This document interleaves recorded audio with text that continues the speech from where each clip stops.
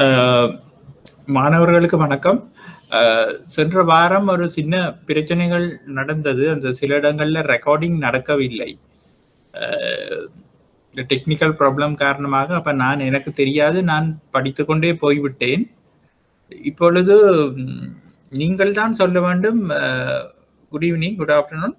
நீங்கள் தான் சொல்ல வேண்டும் இதிலே எங்கே என்ன கவர் பண்ணப்படாமல் விட்டதுன்றதை நீங்கள் எனக்கு சொன்னால்தான் நாங்கள் அதை கவர் பண்ணலாம் என்று நினைக்கின்றேன். தேசிய உற்பத்தி முறைகள் படித்தோம். இந்த யாராவது சென்ற வாரம் படித்திருக்கிறீர்களா? சென்ற வாரம் நோட்ஸ் எதுன்னு பார்த்தீங்களா? அப்லோட் பண்ண நோட்ஸ் இல்லையா ஷர்மிலன்?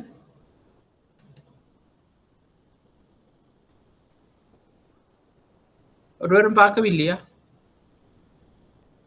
சரி, நாங்கள் மெனக்கெடாமல் நாங்கள் இதன்று கொண்டு போவோம்.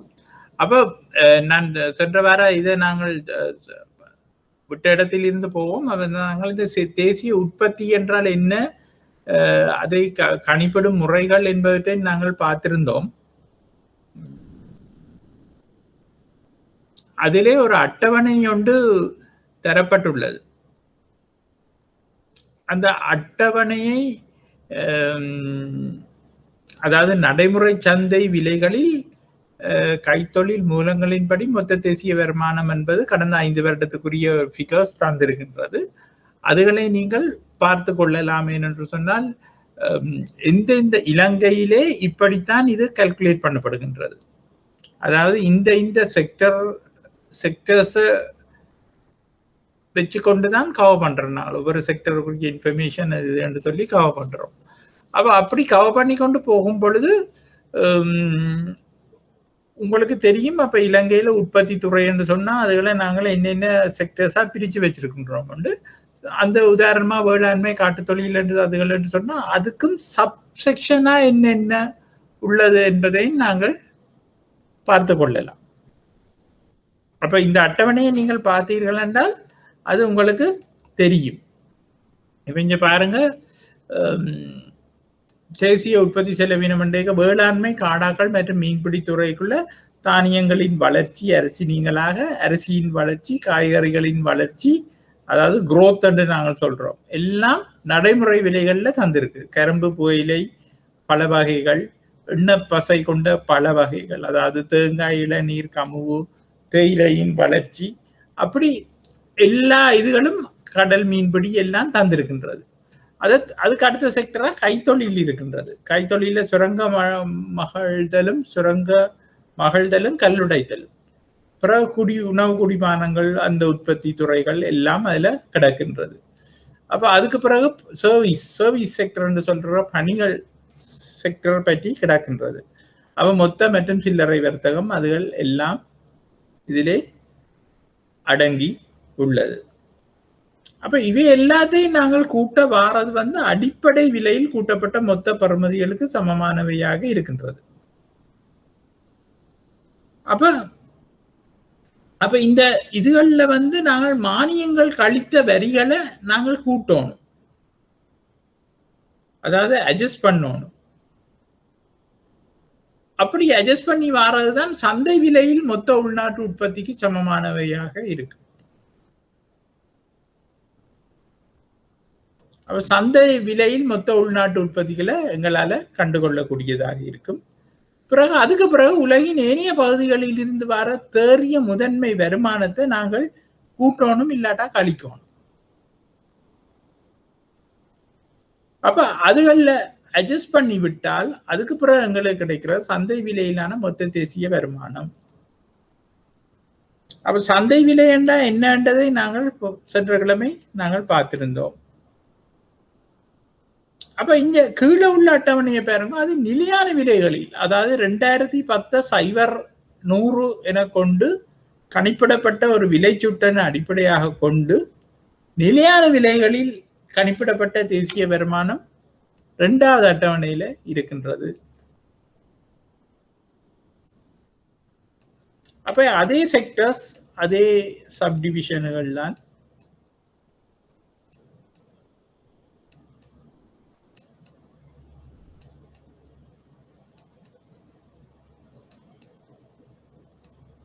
அப்ப இங்க பாருங்க, எல்லா செக்டர்ஸையும் கிட்டத்தட்ட 48-50 செக்ஷன்கள் இருக்கு. எல்லாத்தையும் கூட்டினோன வாரது அடிப்படை விலையில் கூட்டப்பட்ட மொத்த பெறுமதிகளுக்கு சமமானவையாக இருக்கின்றது.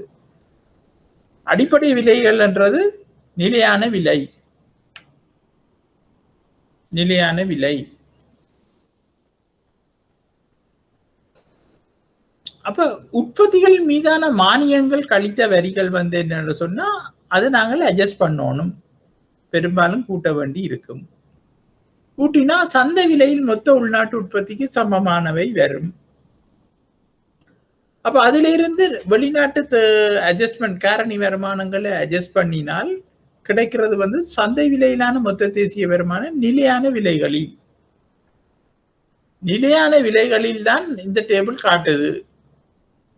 அப்ப முதல் உள்ள டேபிளை நீங்கள் பார்த்தீங்கன்னா அது வந்து சந்தை விலைகளில் என்று இருக்கும். இரண்டாவது நிலையான விலைகளில். அப்ப உண்மையிலேயே இந்த டேபிள் வந்து நான் மத்திய வங்கியின் ஆண்டறிக்கையிலிருந்து தான் எடுத்தேன். ஆகவே உங்களுக்கு இது தொடர்பா ஏதாவது சந்தேகம் இருக்கும் என்று சொன்னா நீங்க மத்திய வங்கியின் ஆண்டறிக்கையை நீங்கள் எடுத்து பார்க்கலாம்.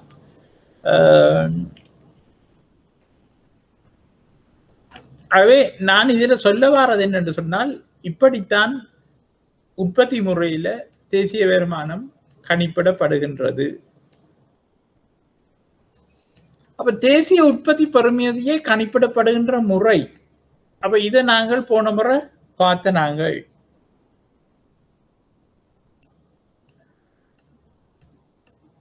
அப்ப இந்த செக்ஷன் நாங்கள் பார்த்த நாங்கள். அவை நீங்கள் அதை திருப்பி பார்த்து கொள்ளுங்க. அப்ப நாங்கள் தேசிய செலவு முறையில என்ன மாதிரி கணிப்பிடப்படுகின்றது என்பதை, தேசிய வருமானம் என்பது கணிப்பிடப்படுகின்றது என்பதை பார்ப்போம். அப்ப தேசிய செலவு என்பது தேசிய உற்பத்தியை அல்லது வருமானத்தை பயன்படுத்துதல் ஆகும். தேசிய செலவு என்பது தேசிய உற்பத்தியை அல்லது வருமானத்தை பயன்படுத்துதல் ஆகும். இப்பயன்பாடானது நுகர்வு மற்றும் முதலீடு எனவும் அதே போன்று நுகர்வு மற்றும் சேமிப்பெனவும் வகைப்படுத்தப்படுகின்றது. அப்ப இதை நாங்கள் முதல் படிச்சிருக்கிறோம் தானே. நாங்கள் முதல் படிச்ச சாப்டரை நீங்கள் யோசிச்சு பார்க்கணும். C+I y = C+I என்ற ஒரு சமன்பாடு இருக்கு. அதுவே C+S என்று சொல்லிக் கொள்ளலாம். அப்ப தேசிய செலவை மதிப்பிடுதலானது சந்தை விலைக்கமைய நடைமுறை சந்தை விலை மற்றும் நிலையான சந்தை விலை ஆகிய இரு வீதத்திலும் மேற்கொள்ளப்படுகின்றது. அப்ப இந்த முறையும் தேசிய செலவு அடிப்படையில் செய்யப்படுகின்ற முறையும் சந்தை விலைக்கமைய நடைமுறை சந்தை விலை மற்றும் நிலையான சந்தை விலை ஆகிய இரு விதத்திலும் மேற்கொள்ளப்படுகின்றது. தேசிய செலவானது மொத்த உள்நாட்டு செலவு மற்றும் மொத்த தேசிய செலவு என்றவாறு கணிப்பிடப்படுகின்றது. அப்ப மொத்த உள்நாட்டு செலவு மற்றும் மொத்த தேசிய செலவு என்று கணிப்பிடப்படுகின்றது. மொத்த உள்நாட்டு உற்பத்தி, மொத்த தேசிய உற்பத்தி என்று நாங்கள் ஒரு பக்கம் நாங்கள் பார்த்த நாங்கள் அதே மாதிரி இங்க செலவு அடிப்படையில் நாங்கள் பார்க்க மொத்த உள்நாட்டு செலவு மற்றும் மொத்த தேசிய செலவு என்றவாறு கணிப்பிடப்படுகின்றது. நுகர்வு என்பது மூலதனம் அல்லாத பண்டங்கள் மற்றும் பணிகளுக்காக மேற்கொள்ளப்படுகின்ற செலவாகும். அப்ப நாங்கள் நுகர்வு என்று சொல்றது வந்து மூலதனம் அல்லாத கேபிட்டல் குட்ஸ் என்று நாங்கள் சொல்லுவோம். மூலதனம் அல்லாத பண்டங்கள் பணிகளுக்காக மேற்கொள்ளப்படுகின்ற செலவாகும். அப்ப அரச நுகர்வு செலவு, தனியார் நுகர்வு செலவு என இரண்டு இருக்கின்றது. அரச நுகர்வு செலவு, தனியார் செலவு. அரச நுகர்வு செலவு, தனியார் நுகர்வு செலவு என்று ரெண்டு இருக்கின்றது. அப்ப சுகாதாரம், கல்வி, பாதுகாப்பு போன்ற அரச பணிகளின் பொருட்டு மேற்கொள்ளப்படுகின்ற நிர்வாக செலவுகள் அரச நுகர்வு செலவுகளுக்கு உரித்தாகின்றன. அப்ப பாருங்க, சுகாதாரம், கல்வி, பாதுகாப்பு போன்ற அரச பணிகளின் பொருட்டு மேற்கொள்ளப்படுகின்ற நிர்வாக செலவுகள் அரச நுகர்வு செலவுகளுக்கு உரித்தாகின்றன. தனியார் துறையினால் உணவு பானங்கள், மின்சாரம், நீர், போக்குவரத்து, ஆடை அணிகள், சுகாதாரம் மற்றும் கல்வி ஆகிய அன்றாட தேவைகளின் பொருட்டு செய்யப்படுகின்ற செலவுகள் தனியார் நுகர்வு என்று சொல்லப்படுகின்றது. அப்ப அரச பணிகளுக்காக செய்யப்படுகின்ற செலவு அரச செலவு, நுகர்வு செலவு, தனியார் செய்கின்ற செலவு, தனியார் நுகர்வு செலவு என்று பொருள்படுகின்றது. முதலீடு என்பது மூலதனத்தை பேணி வருவதற்கு அல்லது வளர்ச்சியடைய செய்வதற்கு மேற்கொள்ளப்படுகின்ற செலவுகள் ஆகும். முதலீடு என்பது மூலதனத்தை பேணி வருவதற்கு அல்லது வளர்ச்சியடைய செய்வதற்கு மேற்கொள்ளப்படுகின்ற செலவுகள் ஆகும். அப்ப உங்களுக்கு விளங்கும் தானே முதலீடு என்றது என்ன? புதிதாக உற்பத்திகளை அதிகரிப்பதற்காக நாங்கள் செய்கிற முதலீடு தான் முதலீட்டு செலவு என்று நாங்கள் சொல்லுகின்றோம். இல்லாட்டா ஏற்கனவே செய்யப்பட்ட முதலீட்டை பேணி வருவதற்காக செய்கின்ற செலவுகளை நாங்கள் முதலீடுகள் என்றுதான் சொல்லிக் கொள்கின்றோம். அப்ப இது நிலையான மூலதனம் மற்றும் கையிருப்பு மாற்றமடைதல் என 2 பகுதிகளாகவும் கொள்ளப்படுகின்றது. அப்ப கையிருப்பில் ஏற்படுற மாற்றமும் மூலதனத்தில் ஏற்படுற மாற்றமாக நாங்கள் கருதலாம். அதே சமயம் நிலையான மூலதனம் என்றும் ஒன்று உள்ளது. கட்டிடவாக்கம், இயந்திர உபகரணங்கள், காணிகள் மற்றும் பெருந்தோட்ட அபிவிருத்திக்கான செலவுகள் மொத்த உள்நாட்டு நிலையான மூலதனமாக்கமாக கொள்ளப்படுகின்றது. கட்டிடவாக்கம், இயந்திர உபகரணங்கள், காணிகள் மற்றும் பெருந்தோட்ட அபிவிருத்திக்கான செலவுகள் மொத்த உள்நாட்டு நிலையான மூலதனமாக்கம் என்று நாங்கள் சொல்லிக் கொள்ளுகின்றோம். Gross Domestic Capital Foundation.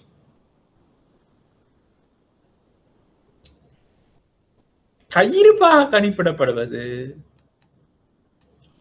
தயாரிப்பு, உற்பத்தி கையிருப்புகள் மற்றும் உற்பத்தி செய்யப்பட்டு வருகின்ற பண்டங்களின் கையிருப்பாகும். அப்ப நீங்கள் அக்கௌண்ட்ஸ் படிச்சிருந்தா உங்களுக்கு தெரியும், முடிவு பொருட்கள் என்ற ஒரு முறையும் நாங்கள் ஸ்டாக்ஸ் வச்சிருப்போம். அதுவே அடுத்த வருஷத்துக்கு ஆரம்ப இருப்பாக போகும். அந்த வருஷ கடைசியில முடிவு இருப்பாக இருக்கும். அப்ப அந்த 2 கையிருப்புகளிலுமே ஏற்படும் மாற்றத்தை தான் நாங்கள் சேஞ்ச் இன் ஸ்டாக் என்று சொல்லுகின்றோம். உதாரணமாக போன ஜனவரி 1ஆம் தேதி இல்லாட்டா டிசம்பர் 31ஆம் தேதி 2019ஆம் ஆண்டு 1 லட்சம் ரூபாய் எனக்கு ஸ்டாக் இருக்கும் என்று சொன்னால், அதுவே 31/12/2020 1,20,000 அந்த ஸ்டாக் இருக்கும் என்று சொன்னால் 20,000 ரூபாய் கையிருப்பு கூடியிருக்கு என்று நாங்கள் எடுக்கலாம். அப்ப கடந்த காலகட்டத்தின் இறுதியில் இருந்து கையிருப்புக்கும் கவனத்திற்கு கொள்ளப்படுகின்ற காலகட்டத்தின் இறுதியில் இருந்த கையிருப்புக்கும் இடையிலான மாற்றத்தை தான் இங்க சொல்லப்படுகின்றது. அப்ப முதலீடும் அரச முதலீடு மற்றும் தனியார் முதலீடு என்ற 2 பகுதிகளாக கருதப்படுகின்றது. அப்ப இப்படி நாங்கள் சொல்லிக் கொள்கின்ற முதலீடு என்பது அரச முதலீடாயும் இருக்கு, தனியார் முதலீடாயும் இருக்கு. முதலீடு அல்லது மூலதனமாக்கத்தின் ஊடாக ஒரு பொருளாதாரத்தின் உற்பத்தி இயலளவு அதிகரிக்கும். அப்ப நாங்கள் மூலதனத்தை கூட்ட பொருளாதாரத்தின் உற்பத்தி இயலளவு கூடும். அப்ப இனிவரும் காலங்கள்ல நாங்கள் இப்ப செய்கிற முதலீட்டால கெப்பாசிட்டி கூடி பொருட்கள் சேவைகள், உற்பத்தி செய்யப்படுகின்ற பொருட்கள் சேவைகள் என்ற பெறுமதி அளவுகள் கூடும்.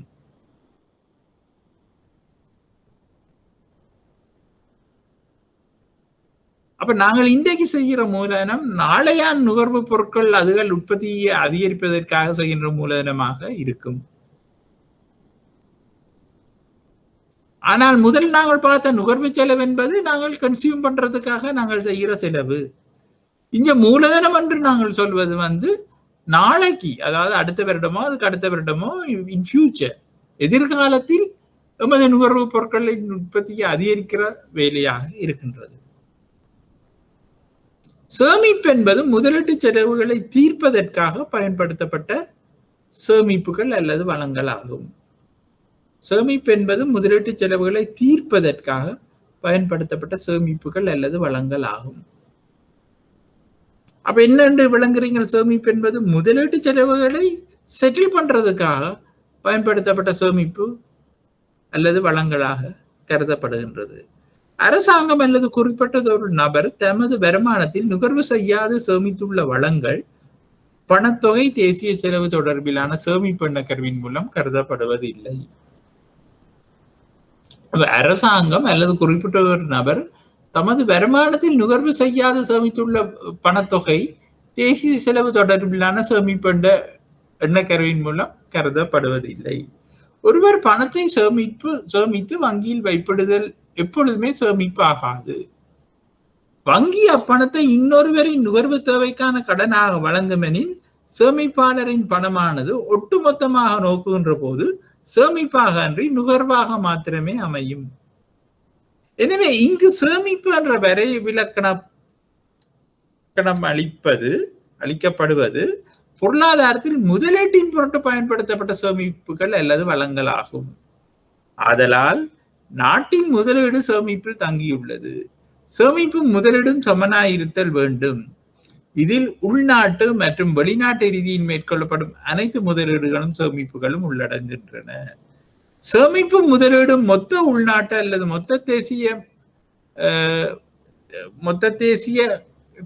தேசிய உற்பத்தியில் கணிப்பிடப்படுகின்றன.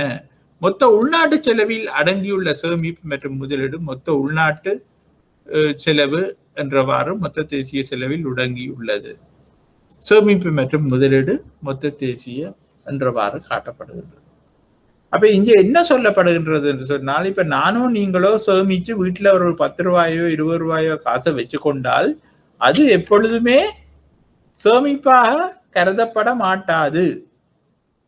அப்ப எப்பொழுது அது சேமிப்பாக கருதப்படுகின்றது என்று சொன்னால், நாங்கள் அந்த சேமிப்பை வங்கியில் இட வேண்டும். அப்படி வங்கியில் இட்டாலும் அந்த வங்கி அந்த சேமிப்பை எங்களது சேமிப்பை வைப்புகளை எடுத்து இன்னொருவருக்கு பர்சனல் கன்சம்ஷன் யூஸுக்காக கடன் வழங்கினால் அதுவும் இங்கே சேமிப்பாக கருதப்படுவதில்லை. அவை சேமிப்பாக கருதப்படுவது என்னவென்று சொன்னால், நாங்கள் சேமிக்கும் பணம் வங்கியில் இடப்பட்டு முறைப்படி அந்த சேமிப்பு முதலீட்டு நோக்கங்களுக்காக கடன் வழங்கப்படும் பொழுதுதான் அந்த முதலீட்டு தொகையை மறுபுறம் நாங்கள் சேமிப்பு என்று சொல்லுகின்றோம். சேமிப்பு முதலீடாக மாறுகின்றது என்று சொல்லுகின்றோம். அப்ப நாங்கள் வீட்டை சேர்த்து வச்சு போட்டு அந்த தலானிக்கு கீழே அப்படி இப்படி என்றெல்லாம் வீட்டில் டொமெஸ்டிக் லெவலில் சேமிப்பது ஒரு நாட்டின் பொருளாதாரத்தை பொறுத்த மட்டும் சேமிப்பாக கருதப்பட மாட்டாது. வங்கியில் சேமிக்க வேண்டும், அதாவது ஒரு உத்தியோகபூர்வமாக அங்கீகரிக்கப்பட்ட வங்கியில் சேகரிக்க வேண்டும். அந்த வங்கி சேமிப்பாக இருக்கின்ற வங்கி அதை எடுத்து முதலீட்டு நோக்கங்களுக்காக அதை கடன் வழங்க வேண்டும். அப்ப அதைத்தான் இந்த பந்தியில சொல்லப்பட்டு உள்ளது. அப்ப தேசிய வருமான சமன்பாடு, நேஷனல் இன்கம் ஐடென்டிட்டி மற்றும் பொருளாதாரத்துறை சமநிலையின்மையை நாங்கள் இங்கே பார்ப்போம். அப்ப நாங்கள் இதை பழையபடி அதை முதல் பார்த்த ஈக்குவேஷனோட தான் நாங்கள் இங்க பார்க்க போகின்றோம். அதால உங்களுக்கு இங்க ஒரு பெரிய கஷ்டம் ஒன்று இருக்காது. தேசிய வருமானத்திற்கான வரைவிலக்கணத்தின்படி ஒரு நாட்டின் மொத்த உள்நாட்டு அல்லது மொத்த தேசிய உற்பத்தியானது மொத்த உள்நாட்டு அல்லது மொத்த தேசிய செலவுக்கு சமமாக இருக்கும். C+I+G +X-M என்று இருக்கும். இந்த X-M நாங்கள் வித்தின் பிராக்கெட் போட்டு காட்டுவோம். Gக்கு பிளஸ் பிராக்கெட் X-M என்பதை வித்தின் பிராக்கெட் நாங்கள் போட்டு காட்டுவோம். அப்ப இங்கே Y என்றால் மொத்த தேசிய உற்பத்தி என்பது எங்களுக்கு தெரியும். தனியார் நுகர்வு என்று தெரியும். C என்பது தனியார் முதலீடு என்று தெரியும். I என்பது அரச செலவு என்று தெரியும். G என்பது X என்பது பண்டங்கள் பணிகளின் ஏற்றுமதி மற்றும் வெளிநாட்டு காரணி வருமானம் என்பது தெரியும். M என்பது பண்டங்கள் பணிகளின் இறக்குமதி மற்றும் வெளிநாட்டு காரணி செலவு என்றும் தெரியும். அப்ப இதனை மொத்த உள்நாட்டு உற்பத்தி மற்றும் மொத்த செலவு என்ற பொருளியல் கலந்துரையாடுகின்ற பொழுது X மற்றும் M ஆகிய வெளிநாட்டு காரணிகள் வருமானம் கொடுப்பவர்கள் என்று ஆராயப்படும். அப்ப இந்த மொத்த உள்நாட்டு உற்பத்தி செலவை நாங்கள் கதைக்கும் போது X-ஐயும் M-ஐயும் நாங்கள் காரணி வருமானம் கொடுப்பனவு என்று நாங்கள் பார்க்காம முக்கியமாக ஏற்றுமதி இறக்குமதி என்றுதான் நாங்கள் அதை பார்ப்போம். மேற்படி சமன்பாடானது பொருளியலில் தேசிய வருமான சமன்பாடு என்று பிரபல்யமாகி உள்ளதோடு இது தேசிய பொருளாதார பகுப்பாய்வின் அடிப்படையாக எப்பொழுதும் பயன்படுத்தப்படுகின்றது. மேற்படி வருமான சமன்பாட்டின் இருபுறம் இருந்தும் பொதுமக்கள் தனிநபர்களும் தொழில் நிறுவனங்களும் செலுத்துகின்ற வரியை கழிப்பதன் மூலம் பின்வருமாறு சமன்பாட்டை பெற்றுக்கொள்ளலாம். அப்ப நாங்கள் இப்ப என்ன செய்ய போகின்றோம்? வரி மானியங்கள் என்று ஒவ்வொன்றை நாங்கள் கூட்டி குறைக்க போன்றோம். நாங்கள் முதல் பார்த்து நாங்கள் இதுகளை எல்லாம் உங்களுக்கு ஞாபகம் இருக்கும். அப்ப நான் கணக்கு மெனக்கிடவில்லை. நீங்கள் பாருங்க, ரெண்டு பக்கமுமே நாங்கள் டெக்ஸ கழிப்போம். y சய t சமன் இஞ்சாலேயும் டெக்ஸ கழிச்சாச்சு. அப்ப இங்க ரெண்டு பக்கமும் நாங்கள் டெக்ஸ கழிச்சால் டெக்ஸ் இல்லாம போயிடும். விளங்குதா? அப்ப அந்த தொகையை தான் நாங்கள் டிஸ்போசபிள் இன்கம் என்று சொல்லுகின்றோம். y zero, y not. பாருங்க, அதைத்தான் நாங்கள் டிஸ்போசபிள் இன்கம், செலவிடத்தக்க வருமானம். இதில் y நாட் என்பது நாட்டில் உள்ள பொதுமக்களின் தனியார் துறையின் செலவிடத்தக்க வருமானம் ஆகும். மேற்படி சமன்பாட்டை பின்வருமாறு கூறலாம். அப்ப இங்க பாருங்க, y நாட் வந்து c plus i plus g minus t plus x minus m என்று நாங்கள் சொல்லுவோமாக இருந்தால், இங்க கீழவார சமன்பாட்டில் நாங்கள் இந்த c y இந்த பக்கம் எடுத்துட்டோமே என்று சொன்னால், y நாட் மைனஸ் c வந்து i plus g minus t plus x minus m என்று வரும். அப்ப இதே இதைத்தான் நாங்கள் சேமிப்பு என்றும் சொல்லிக் கொள்ளலாம். அப்ப செலவிடக்கூடிய வருமானத்தில் இருந்து எங்கட நுகர்வை கழிச்சம் என்றால் வாரது சேமிப்பு. அதைத்தான் இதில் சொல்லி இருக்கிறது, தனியார் துறையின் பொதுமக்கள் மற்றும் தொழில் நிறுவனங்களின் சேமிப்புகள் என்று. அப்ப மேற்படி மூன்றாவது சொல்லப்பட்டிருக்கிற சமன்பாட்டை மேலும் அமைப்பதன் மூலம் பின்வரும் சமன்பாடு கிடைக்கின்றது. அப்ப இப்ப பாருங்கோ, s மைனஸ் i என்றதை நாங்கள் வேறையா எடுக்கின்றோம். அப்ப g பிளஸ் t என்பது s மைனஸ் i சக x மைனஸ் m இல்லாட்டா m மைனஸ் x என்று போட்டுக்கொள்ளலாம். அப்ப நாலாவது சமன்பாடு பெறப்படுகின்றது. பிறகு இச்சமன்பாட்டின் மூலம் ஒரு பொருளாதாரத்தின் துறைகளினுள் சமநிலையின்மையும் முழு மொத்த பொருளாதார சமநிலையையும் எடுத்துக்காட்டப்படுகின்றது. மேற்படி மூன்று பொருளாதார துறைகளும் அரசாங்கம், தனியார் துறை அதாவது பொதுமக்கள் மற்றும் தொழில் முயற்சிகள், அரசு தொழில் முயற்சிகள் உள்ளிட்ட மற்றும் வெளிநாட்டு துறை ஆகியனவாகும். அரசு துறையின் கொடுக்கல் வாங்கல்களின் சமநிலை இன்மையானது வரவு செலவு திட்ட பற்றாக்குறை அல்லது மிகையாகும். அதுதான் நாங்கள் g மைனஸ் t என்று சொல்லுகின்றோம். அப்ப நாங்கள் இங்க சமநிலை திரும்ப சொல்றோம், ஒவ்வொரு செக்டர்ஸ் சமநிலை இன்மையையும் முழு மொத்த பொருளாதார சமநிலையையும் நாங்கள் இங்க பார்க்க போகின்றோம். அதாவது அரசாங்கத்துறை, தனியார் துறை மற்றும் அதாவது தனியார் துறை என்ற பொதுமக்களும் அதுக்குள்ள இன்க்ளூட் பண்ணப்படுகின்றன மற்றும் வெளிநாட்டு துறை, வெளிநாட்டு துறையை நாங்கள் பார்க்கிறோம். அப்ப அரசாங்கத்துறையின் கொடுக்கல் வாங்கல சமநிலை இன்மை என்பது வரவு செலவு திட்ட பற்றாக்குறையில் அது மிகையத்தான் குறிக்கின்றது. அப்ப தனியார் துறையின் சமநிலை இன்மை என்பது சேமிப்பு முதலீட்டுக்கு இடையே உள்ள வித்தியாசத்தை குறிக்கின்றது. அப்ப வெளிநாட்டு துறையில இருக்கிற சமநிலை இன்மை என்பது வெளிநாட்டு சென்மதி நிலுவையில், நாங்கள் என்ன சென்மதி நிலுவை என்னென்ன நாங்கள் பிறகு படிப்போம். சென்மதி நிலுவையின் நடைமுறை கணக்கு மீதியைத்தான் குறித்து நிற்கின்றது. சென்மதி நிலுவையில் உள்ள நடைமுறை கணக்கு மீதி என்ற என்ன அதுகள் எல்லாத்தையும் நாங்கள் பிறகு பார்ப்போம்.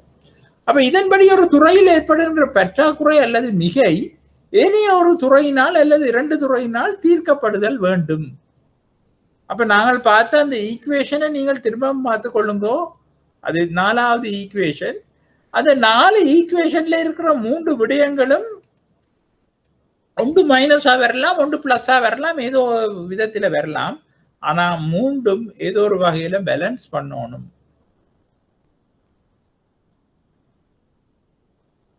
உதாரணமாக அதான் அந்த 4வது ஈக்குவேஷனை பாருங்க. காட்டப்படுகின்ற ஒரு பொருளாதாரத்தில் வரவு செலவு திட்ட பற்றாக்குறை அதாவது சமநிலை இன்மை காணப்படும் இடத்து அதனை தீர்ப்பதற்கு பொருளாதாரத்தின் ஏனைய 2 துறைகளும் ரெடியாயிருக்கணும். ஒன்றில் சேமிப்பை கூடுதலாக கொடுத்து, இல்லாட்டா ஏற்றுமதி வருமானத்தை கூடுதலாக கொடுத்து அந்த வரவு செலவு திட்ட பற்றாக்குறையை நாங்கள் நிவர்த்தி செய்ய வேண்டி உள்ளது.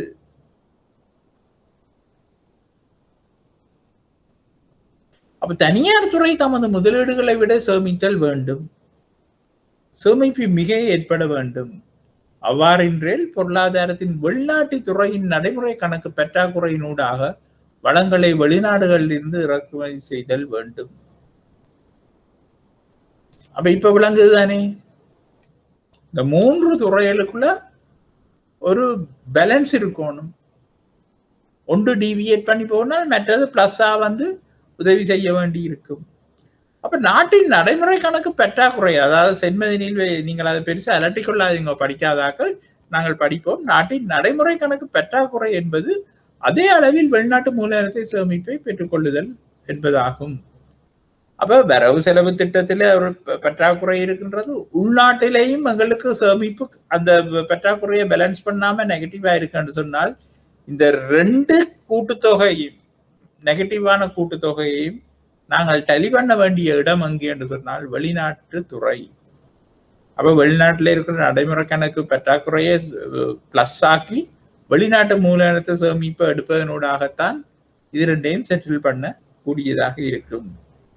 ஆதலால் வரவு செலவு திட்ட பற்றாக்குறைக்கும் வெளிநாட்டு உடனுக்கும் இடையே தெளிவானதொரு தொடர்பு காணப்படுகின்றது.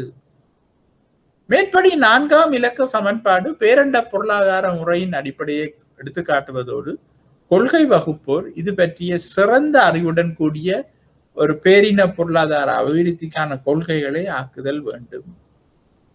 அப்ப இந்த பேரின பொருளாதாரத்தை பற்றி நாங்கள் படித்து கொண்டிருக்கின்றோம். இப்படியான ஒரு தேசிய கொள்கையை வைத்திருப்பதன் ஊடாகத்தான் ஒரு நாட்டின் பொருளாதாரத்தை பேலன்ஸ் பண்ணக்கூடியதாக இருக்கும். அதைத்தான் இதுல சொல்லப்படுகின்றது. அதைத்தான் மக்கள் பொருளியலாளர்கள் என்ற அடிப்படையில நாட்டின் நிபுணர்களிடம் விரும்புவதும் அதுதான். உதாரணமாக அரசு செலவு திட்ட பற்றாக்குறை காணப்படுகின்ற போது தனியார் துறை தமது சேமிப்புகளை விட அதிக முதலீடுகளில் ஈடுபடுவதாயின் தனியார் துறையின் முழு மொத்த பற்றாக்குறை நாட்டில் நிச்சயமாக வளங்களின் பற்றாக்குறை உருவாகும் என்பதோடு அதனை நிதியிடும் பொருட்டு வெளிநாட்டு சேமிப்பு மூலதனத்தை பெறுதல் வேண்டும். அப்ப நான் சொன்னேன், முதல் 2மே மைனஸா போயிட்டா வெளிநாட்டு மூலதனம் எங்களுக்கு தேவைப்படும். இத்தகைய ஒரு நாட்டில் வெளிநாட்டில் கொடுக்கல் வாங்கல்களுக்கும் மூலதனத்துக்கும் வரையறைகளையும் கட்டுப்பாடுகளையும் விதித்தல் அல்லது நடைமுறை கணக்கின் மிகையின் பொருட்டு கொள்கை வகுப்பதற்கு முயற்சித்தல் வெற்றியளிக்காத கொள்கையாக அமையும். அப்ப இதை நீங்கள் பெரிசா அலட்டிக் கொள்ளாங்க. என்னன்னு சொன்னா, நடைமுறை கணக்கு தொடர்பான விடயம் மார்க் பண்ணி கொள்ளுங்க. நாங்கள் சென்மதி நிலுவை அடுத்தடுத்த சாப்டர்ல படிக்கும் பொழுது இதை நீங்கள் திருப்பி வந்து பார்த்தால் உங்களுக்கு அது விளங்கக்கூடியதாக இருக்கும். நடைமுறை கணக்கின் மிகை என்பது நாட்டின் செலவுகளை விட சேமிப்பு மிகையாக உள்ளது என்பதாகும். மேற்படி மிகையை வெளிநாடுகளில் முதலீடு செய்தல் வேண்டும். அப்ப நடைமுறை கணக்கு என்பது என்னென்று சொன்னால், பொருட்கள் சேவைகளோட ஏற்றுமதியையும் இறக்குமதியையும் காட்டுகின்ற ஒரு ஒரு என்னென்று சொல்றது, நாணய ரீதியில வெளிப்படுத்துகின்ற ஒரு கணக்கு. அப்ப அங்க வந்து ஏற்றுமதி வந்து இறக்குமதியின் பார்க்க கூடுதலாக இருந்தால் அங்கே நடைமுறை கணக்கு மிகையாக இருக்கும். ஏற்றுமதியின் பார்க்க இறக்குமதி கூடுதலாக இருந்தால் நடைமுறை கணக்கிலும் பார்க்க இறக்குமதி கூடுதலாக இருந்தால் அங்க நடைமுறை கணக்கு குறையாக இருக்கும். அப்ப மிகையாக இருந்தா என்ன செய்வோம் என்று சொன்னால், அந்த நாங்கள் வேறு நாடுகள்ல முதலீடு செய்ய வேண்டும். அப்படி குறையாக இருந்தால் நாங்கள் என்ன செய்யணும் என்று சொன்னால், வேற நாடுகளில் இருந்து கடன் பெற வேண்டும். இல்லாட்டா வேறு நாடுகளிட முதலீடுகளை நாங்கள் அந்த காலத்துக்கு பெற்றுக்கொள்ள வேண்டும். அப்ப இப்படியான மிகையை வெளிநாடுகளில் முதலீடு செய்தல் வேண்டும். அப்ப இத்தகைய மிகைகளை கொண்ட சீனா, ஜப்பான், தென்கொரியா, மலேசியா ஆகிய நாடுகள் இவ்வாறு வெளிநாட்டு முதலீடுகளை மேற்கொண்டுள்ளன. அப்ப நீங்க கவனிச்சு பாருங்க, சீனா, ஜப்பான், தென்கொரியா, மலேசியா அப்படியான நாடுகளுக்கு ஏற்றுமதியிலும் பார்க்க இறக்குமதி குறைவு. அப்ப அவங்களுக்கு ஒவ்வொரு ஆண்டு முடிவிலையும் நடைமுறை கணக்கு மிகையாக இருக்கும். அப்படி மிகையாக இருக்கும் பொழுது அவர்கள் என்ன செய்வார்கள் என்றால் அதை வெளிநாடுகளில் முதலீடு செய்வார்கள். அப்ப இலங்கை மாதிரி ஒரு நாட்டில் ஒரு குறிப்பிட்ட ஆண்டு காலத்துல எங்கட நடைமுறை கணக்கு குறையா இருக்குமா இருந்தால் இப்படியான நாடுகள்கிட்ட இருந்து நாங்கள் மூலதனத்தையோ கடனையோ பெற வேண்டி இருக்கும். இல்லாட்டால் எங்களால சமப்படுத்த முடியாது. ஏன் சமப்படுத்த முடியாது? வரவு செலவு திட்டத்துல குறை இருக்கின்றது, உள்நாட்டு சேமிப்பிலையும் குறை இருக்கின்றது. அப்ப வெளிநாட்டு மூலதனம் தான் உள்ளுக்கு வர வேண்டும் என்பதுதான் இது இம்ப்ளைடா எங்களுக்கு சொல்லி காட்டுகின்றது. அப்ப இலங்கை போன்ற ஒரு நாட்டில் வரவு செலவு திட்ட பற்றாக்குறை மற்றும் உயர் மட்டத்திலான முதலீட்டை பேணி வருவதற்கெனில் அதற்கு தக்கவாறு நடைமுறை கணக்கு பற்றாக்குறையை பேணி வருதல் வேண்டும். மேற்படி ஒரு துறையில் இருந்து அல்லது 2 துறையிலிருந்து அரசு வரவு திட்ட பற்றாக்குறையை தீர்ப்பதற்கு வளங்கள் வழங்கப்படுதல் வேண்டும். அப்ப அடிப்படை தேசிய வருமான சுட்டன் என்பதை நாங்கள் பார்த்துக் கொள்ளணும் என்று சொன்னால், நாங்கள் ஒவ்வொரு முறையும் நாங்கள் இப்ப நாங்கள் தேசிய வருமான சுட்டன் அடிப்படையாக 2010ஆம் ஆண்டை நாங்கள் வச்சு கொண்டிருக்கின்றோம்.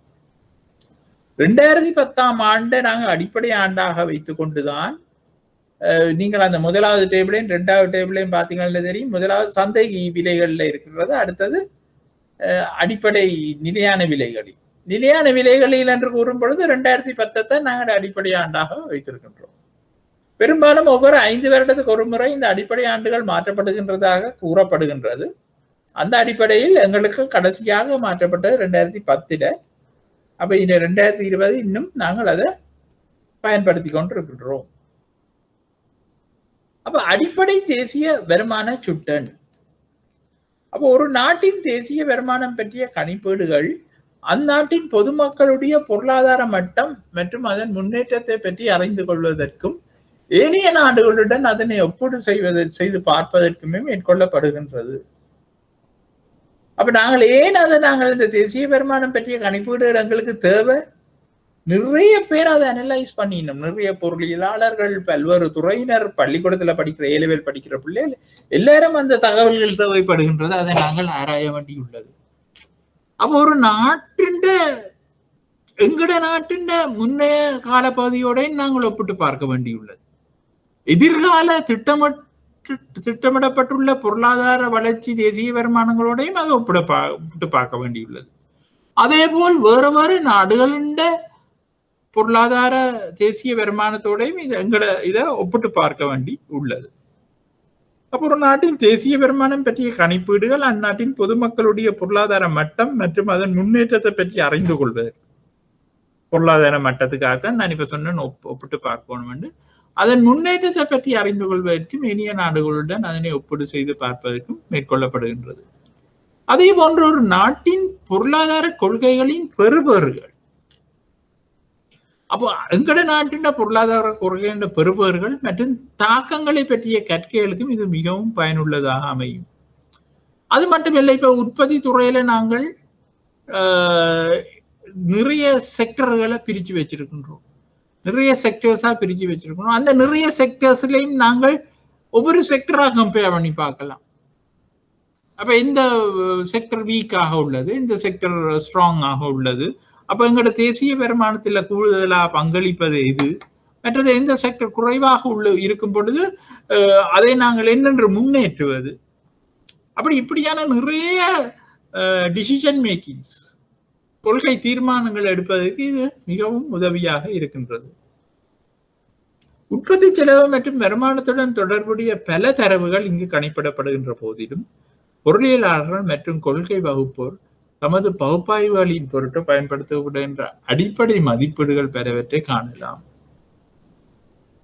உற்பத்தி செலவு மற்றும் வருமானத்துடன் தொடர்புடைய பல தரவுகள் இங்கு கணிப்பிடப்படுகின்ற போதிலும் பொருளியலாளர்கள் மற்றும் கொள்கை வகுப்போர் தமது பகுப்பாய்வுகளின் பொருட்டு பயன்படுத்தப்படுகின்ற அடிப்படை மதிப்பீடுகள் பலவற்றை காணலாம்.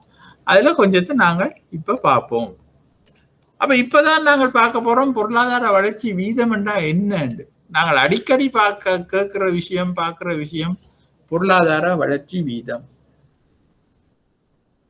எகனாமிக் growth rate என்று நாங்கள் சொல்லுகின்றோம்.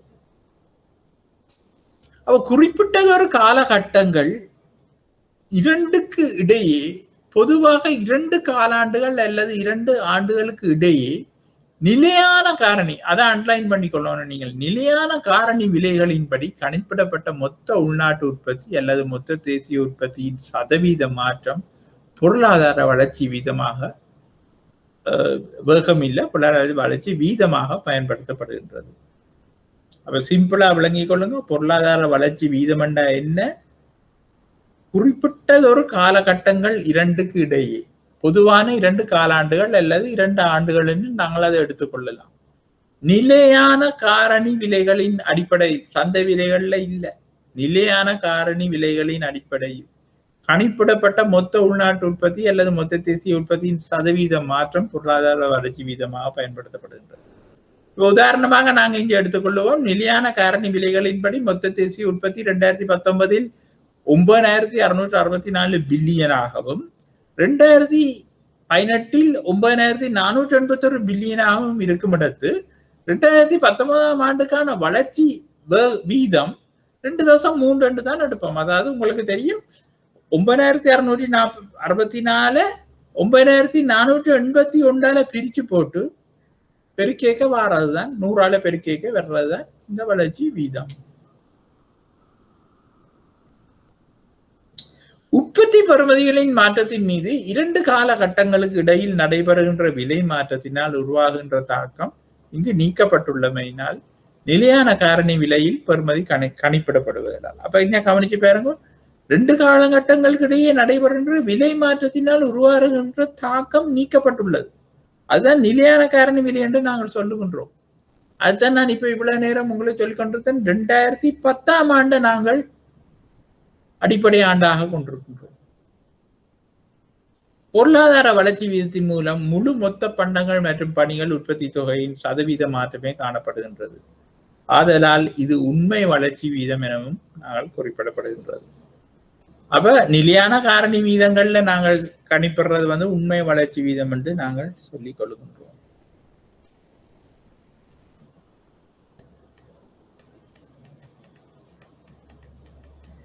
அப்ப அடுத்தது நாங்கள் தலைக்குரிய வருமானம் என்று நாங்கள் பார்க்க போறோம். பெர் கேபிட்டா இன்கம் என்று நாங்கள் சொல்றது தலைக்குரிய வருமானம், பெர் கேபிட்டா இன்கம்.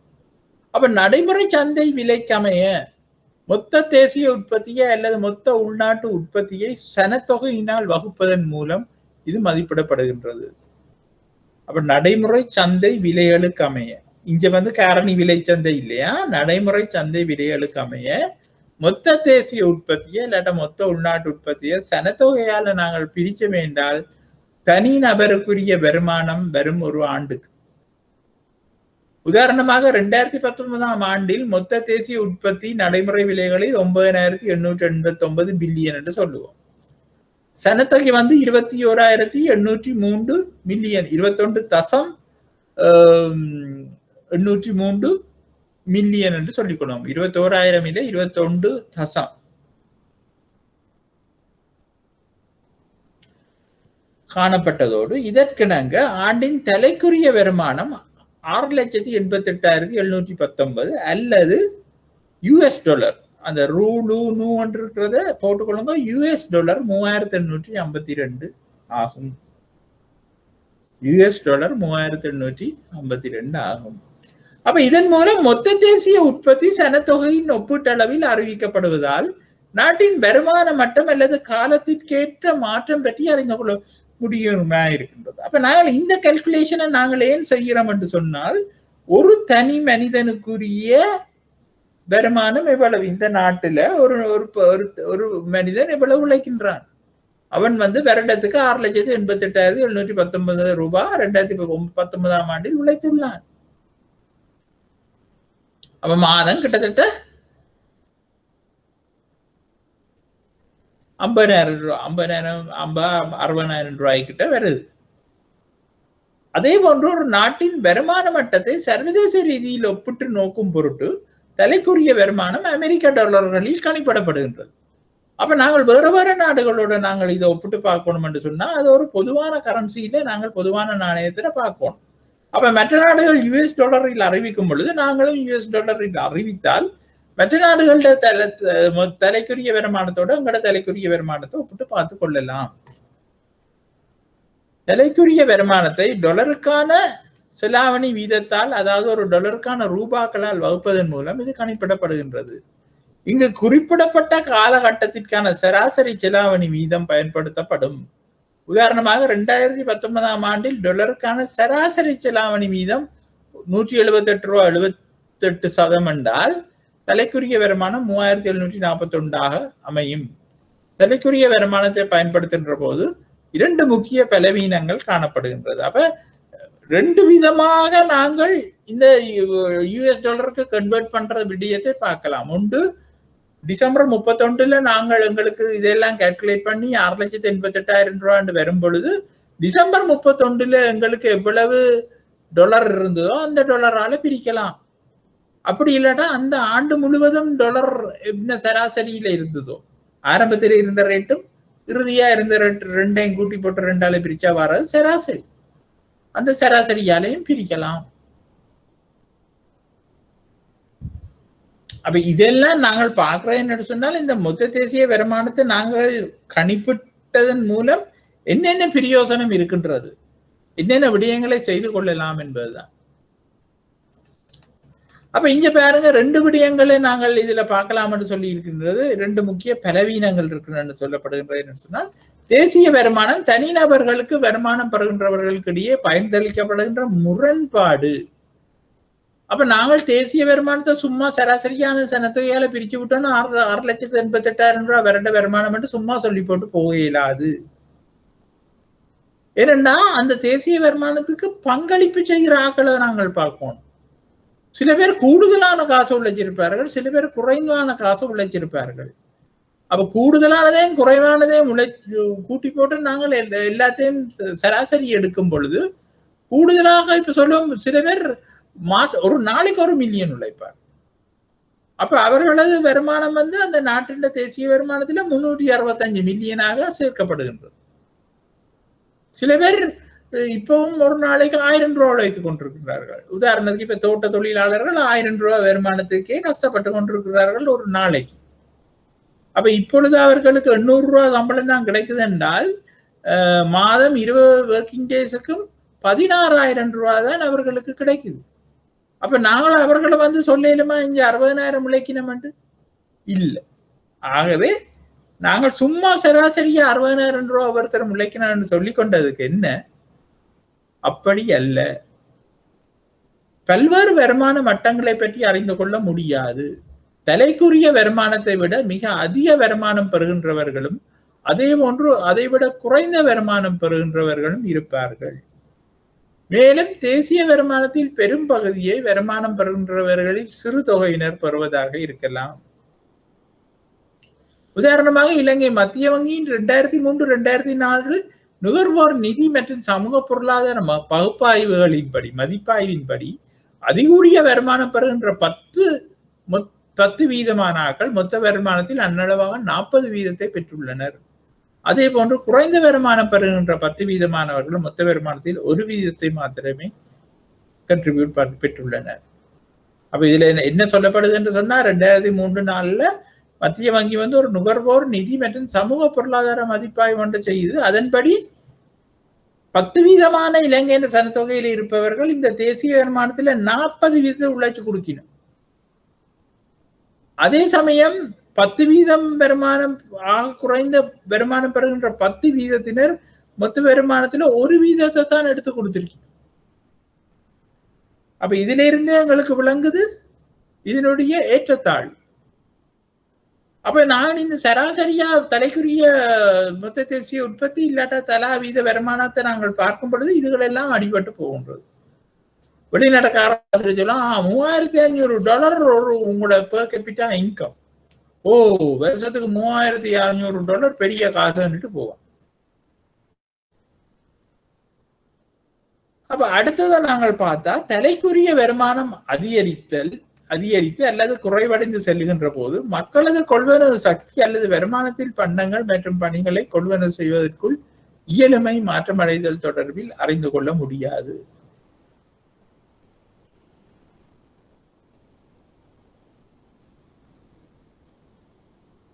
அப்ப இதை வச்சுக்கொண்டு எங்களால மக்களோட பர்ச்சேசிங் பவரை பற்றி அறிந்து கொள்ள இயலாது. மக்கள் எவ்வளவு தூரம் வருமானத்துல சாமான்களை வேண்டுவதற்கு எவ்வளவு செலவழிக்கணும் இல்லை என்பதை எங்களால் பார்க்க இயலாது. நடைமுறை சந்தை விலையின்படி மொத்த தேசிய உற்பத்தியின் மூலம் தலைக்குரிய வருமானம் கணிக்கிடப்படுவதால், நடைமுறை சந்தை விலைகள்ல தானே மொத்த தேசிய தலைக்குரிய வருமானம் கணிப்பிடப்படுது. உற்பத்தி தொகையில் அதிகரிப்பு இல்லாத இருப்பினும் பொருளாதாரத்தில் விலை மட்டம் அதிகரிப்பதன் காரணமாக தலைக்குரிய வருமானம் அதிகரிக்கலாம். இப்ப நாங்க இந்த மொத்த தேசிய வருமானத்தை நாங்கள் நிலையான விலைகள்ல காண்றதுக்கு காரணம் விலைகள் கூடிக்கொண்டு போகும். அப்ப சும்மாவே அது கூட்டி காட்டும், எங்களோட உற்பத்திகள் இல்லாட்டாலும் பெறுமதியை கூட்டி காட்டும் என்று நாங்கள் சொல்லி நிலையான விலைகள்ல கணிப்பிடுறோம். ஆனால் இந்த மொத்த தலைக்குரிய வருமானத்தை நாங்கள் சந்தை விலையில பார்க்கிறோம். அப்ப சந்தை விலையில பார்க்க உற்பத்தி அதிகரிக்காம பணவீக்கத்தின் காரணமாக விலைகள் அதிகரித்து காணப்படும் பொழுது வருமானம் கூடுதலாகத்தானே காட்டும். அப்ப அதையும் நாங்கள் நிலையான காரணி விலைகள்ல நாங்கள் கண்டிருந்து போமா இருந்தால் ஓரளவு ஏற்றுக்கொள்ளலாம் சொல்றது. அப்ப இப்படியான குறைபாடுகளும் இந்த கணிப்பீட்டுல இருக்குது என்பதுதான் இதுல சொல்லப்படுகின்றது. அப்போது வருமானம் பெறுபவர்களின் கொள்வனவு சக்தி அதிகரிக்காது. அப்ப அப்படியான கட்டத்துல வருமானம் பெறுபவர்கள் கொள்வனவு சக்தி அதிகரிக்காது. நிலையான விலையில் மொத்த தேசிய உற்பத்தியை பயன்படுத்தி தலைக்குரிய வருமானம் கணிப்பிடப்படுவதாய் இருப்பின், அல்லது நுகர்வோர் விலை சட்டம் ஒன்றின் மூலம் தலைக்குரிய வருமானம் மதிப்பிறக்கம் செய்யப்படுவதாய் இருப்பின் இப்பலவீனத்தை நிவர்த்தி செய்யலாம். ஆயினும் நிலையான விலை கணிப்பிடப்படுவதற்கான ஆண்டு காலத்திற்கு காலம் மாற்றப்படுவதால் தலைக்குரிய வருமானம் தொடர்பான தொடர்ச்சியான தரவு தொகுதி ஒன்று பெற்றுக்கொள்ள முடியாது உள்ளது.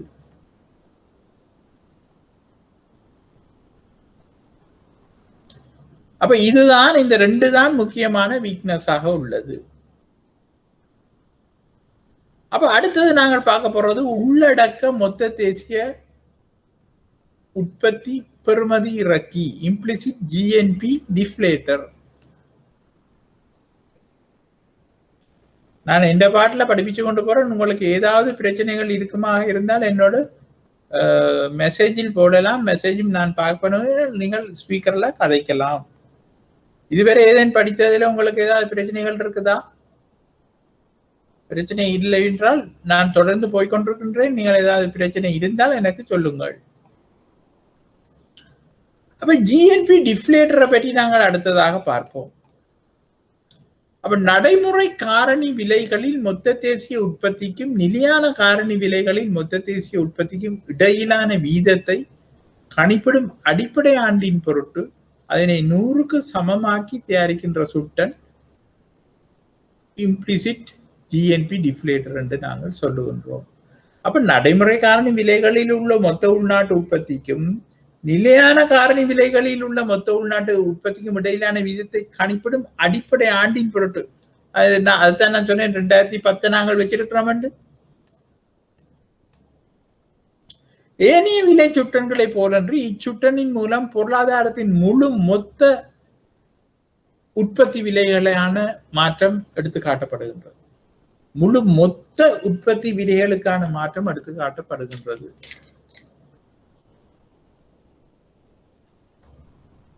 இதற்கமைய இச்சுட்டனின் வருடாந்த மாற்று சதவீதத்தினூடாக பொருளாதாரத்தின் பணவீக்கம் அல்லது பொதுவிலை மட்டம் மாற்றமடைகின்ற வேகம் எடுத்து காட்டப்படுகின்றது.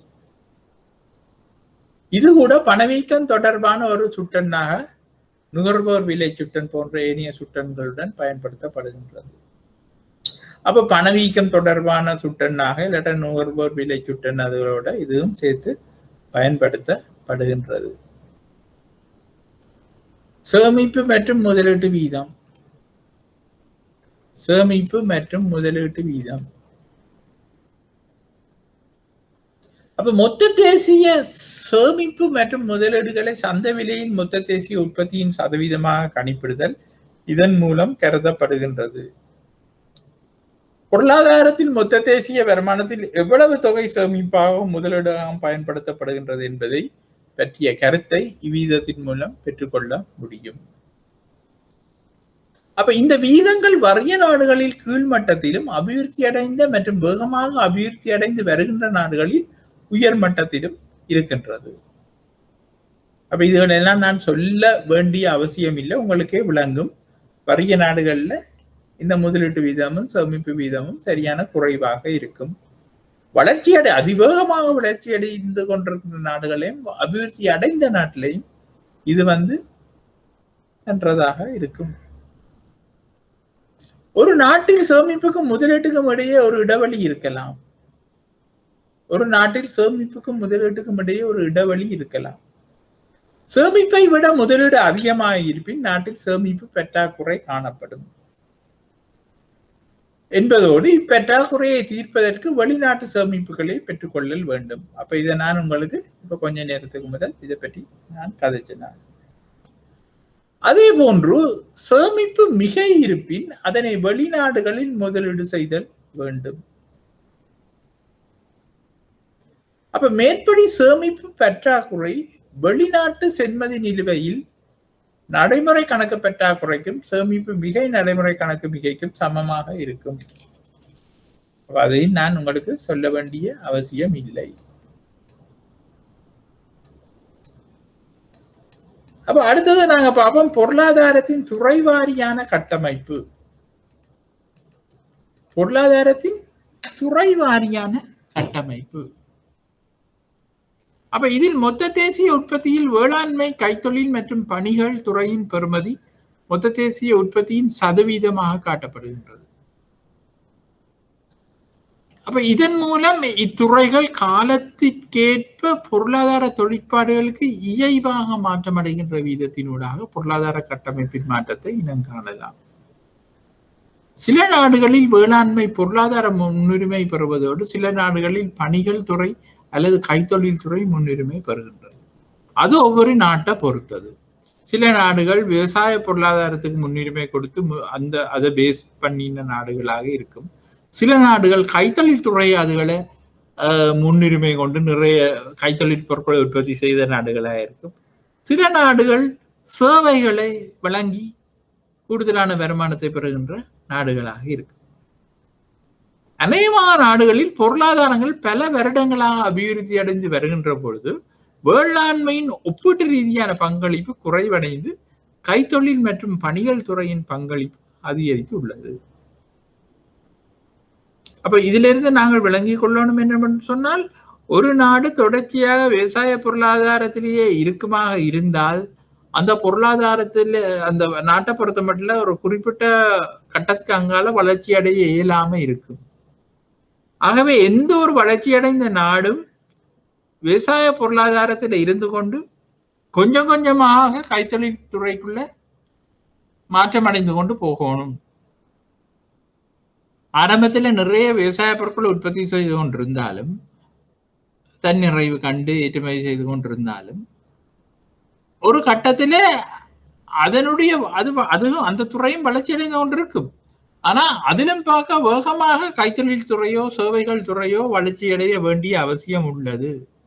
இல்லாவிட்டால் ஒரு கட்டத்துக்கு அங்கால விவசாய பொருளாதாரத்தின் மூலமாக வளர்ச்சி அடைய முடியாத தன்மை உண்டு எந்த ஒரு நாட்டுக்கும் இருக்கின்றது. அநேகமான நாடுகள் பொருளாதார அபிவிருத்தியின் பொருட்டு கைத்தொழில் துறையை விரிவாக்குவதற்கு முயற்சிப்பதன் காரணமாக இக்கட்டமைப்பு ரீதியிலான பண்பு உருவாகிறது. பொருளாதார அபிவிருத்தியின் போது கைத்தொழில் மற்றும் பணிகளின் துறையின் சதவீதம் அதிகரித்து வேளாண்மை துறையின் சதவீதம் குறைவடைவதன் மூலம் வேளாண்மை துறை முறிவடைவதாக அல்லது வீழ்ச்சி அடைவதாக கருதப்பட மாட்டாது. வேளாண்மை துறையின் வளர்ச்சி தொடர்ந்தும் காணப்படும் என்பதோடு அதன் உற்பத்தி அதிகரிக்கும். ஆதலால் மொத்த தேசிய உற்பத்தியின் வளர்ச்சிக்கு கைத்தொழில் மற்றும் பணிகள் துறையின் பங்களிப்பு அதிகரிப்பதன் காரணமாக வேளாண்மை துறையின் ஒப்பீட்டு ரீதியிலான பங்களிப்பு குறைவடைகின்றமை மட்டுமே இங்கு காட்டப்படுகின்றது.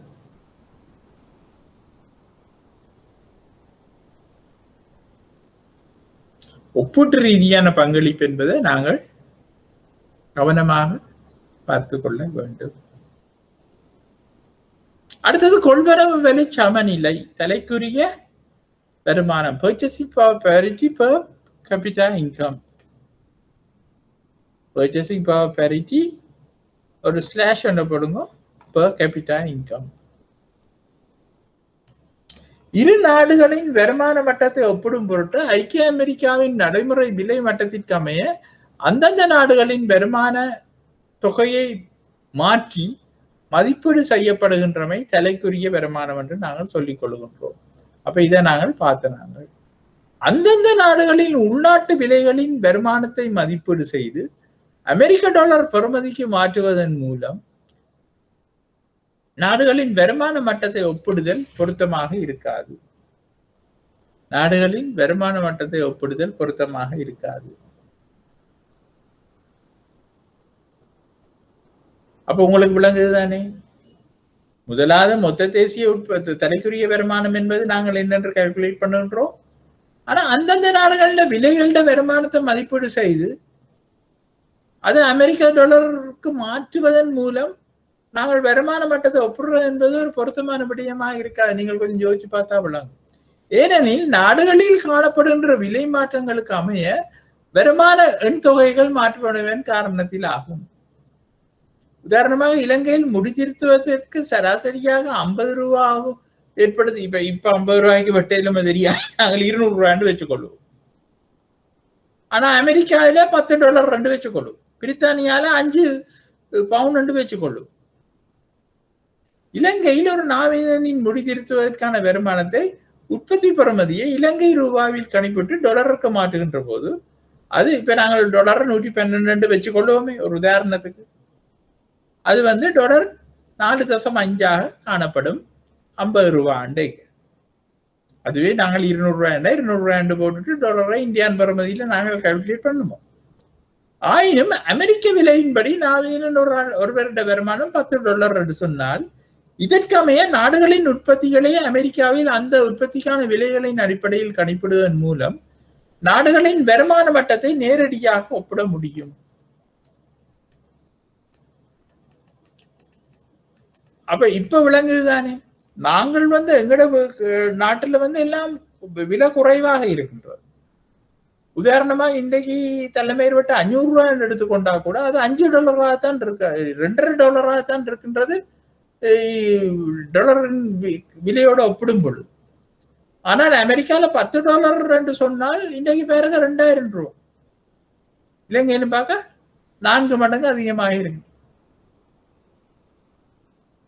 இதன் பொருட்டு அமெரிக்காவின் பொதுவிலை மட்டத்திற்கும் அந்தந்த நாடுகளின் பொதுவிலை மட்டத்திற்கும் இடையிலான வீதத்தை தயாரித்து அந்த வீதத்தை பயன்படுத்தி அந்தந்த நாடுகளின் மொத்த உற்பத்தியை அமெரிக்க டாலர் பெறுமதிக்கு மாற்றுகின்றதான ஒரு நடைமுறையை உலக வங்கியின் பன்னாட்டு நாணய நிதியின் பொருளியலாளர்கள் கடைபிடிக்கின்றனர். அப்ப அவர்கள் என்ன செய்கிறார்கள் என்றால் ஒவ்வொரு நாட்டின்டையும் பொதுவிலை மட்டத்துக்கு இடையேயான வீதத்தை தயாரித்து பொதுவிலை மட்டத்திற்கு இடையான வீதத்தை தயாரித்து அதன் மூலமாக கன்வெர்ட் பண்ணுகின்றனர். கொள்வனவு விலை சமநிலை ஒப்புகை மொத்த தேசிய உற்பத்தி என குறிப்பிடப்படுகின்றது.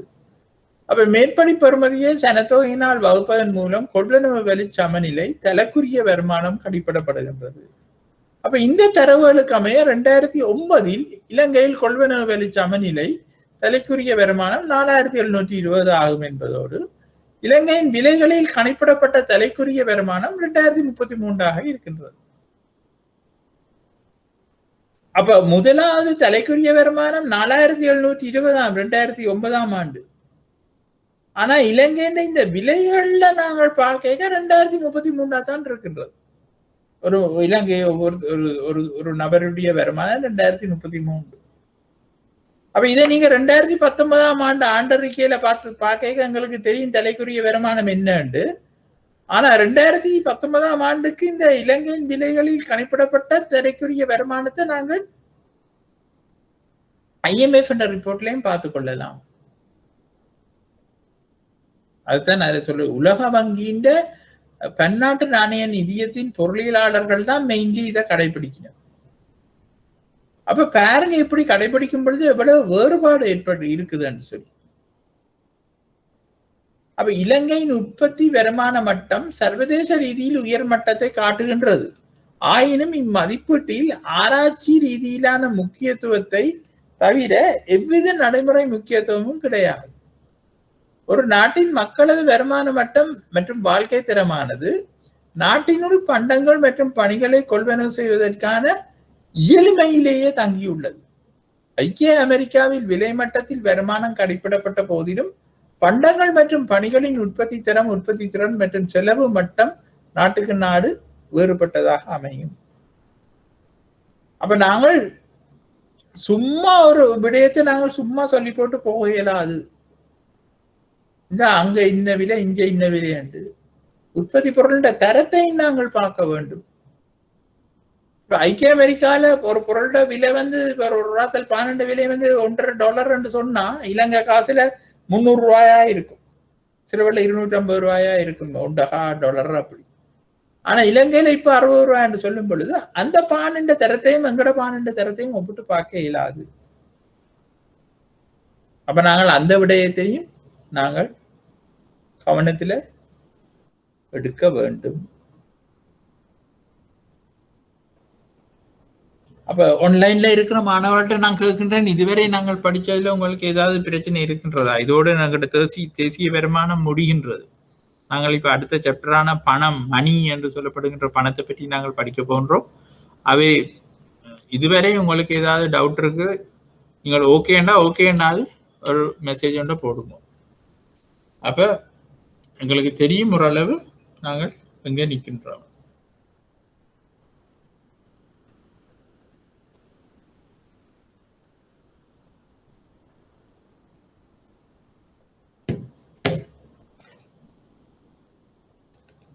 அப்ப நாங்கள் இதுக்கும் பாஸ் பேப்பரை நாங்கள் செய்யும் பொழுது எங்களுக்கு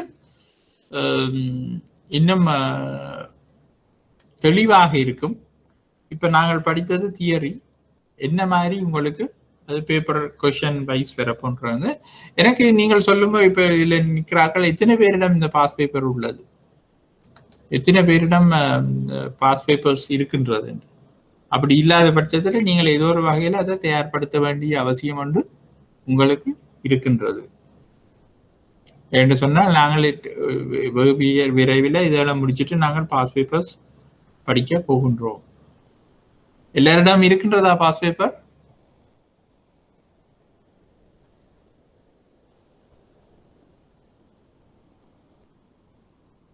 ரைட்.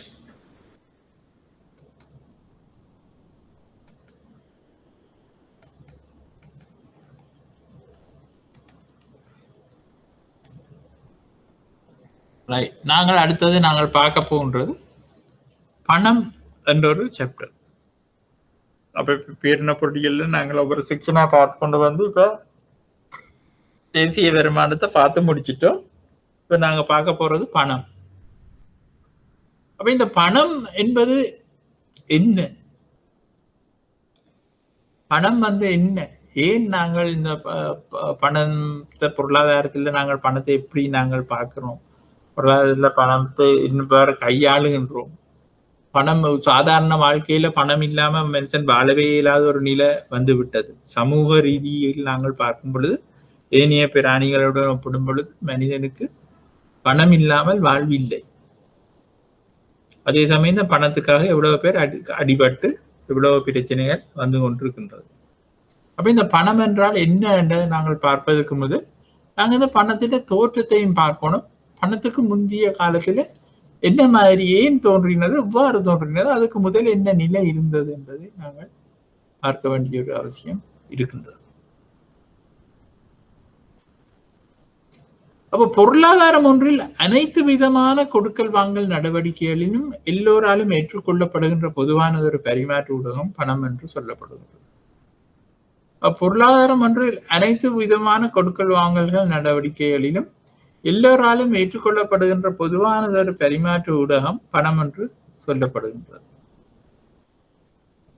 அப்ப இன்றைக்கு எந்த ஒரு கொடுக்கல் வாங்கல்களுக்கும் நாங்கள் பணத்தை பயன்படுத்துகின்றோம். அது எங்களுக்கு கிளியராக தெரிகின்றது. எந்த ஒரு கொடுக்கல் வாங்கலுக்கும் நாங்கள் பணத்தை பயன்படுத்துகின்றோம். அதுதான் நான் முதல் சொன்னேன், பணம் இல்லாமல் எங்களால வாழ இயலாது. ஏனைய சொத்துக்களில் இருந்து பணத்தை வகைப்படுத்துகின்ற பிரதான எண்ணக்கரு திரவத்தன்மை ஆகும். அப்ப பணம் 100% நாங்கள் காசா வச்சிருக்கிறோம் என்று சொன்னால் அங்க 100% திரவத்தன்மை இருக்குன்னு நாங்கள் சொல்லுவோம். இந்த பணத்தை கொண்டு நான் ஒரு சொத்தை வேண்டி வச்சிருக்கணும்னு சொன்னால் அந்த சொத்து வந்து 100% திரவத்தன்மை அற்றது.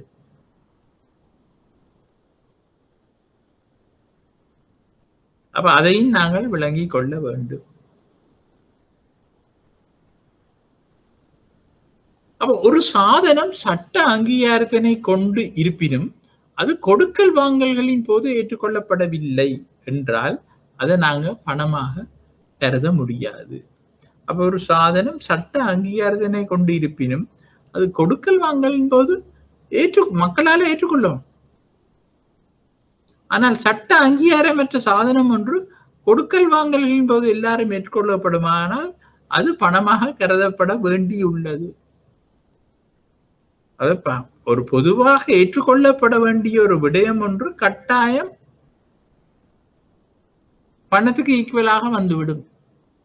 ஆனா அது சட்ட ரீதியாக இருக்கின்றதா சட்ட ரீதியற்றதான்றதுதான் முக்கியம். அப்போ உண்மையாக நாங்கள் பணம் என்று சொல்வது வந்து லீகல் டெண்டர் என்று சொல்லுவோம். நாங்கள் சட்ட ரீதியான எல்லோராலும் ஏற்றுக்கொள்ளப்படக்கூடிய ஒன்றுதான் பணம். பொதுவாக இந்த நாட்கள்ல ஒவ்வொரு நாட்டிலேயும் அந்தந்த மத்திய வங்கி அந்த பணத்தை வெளியிடுவதற்குரிய உரிமையை கொண்டுள்ளது.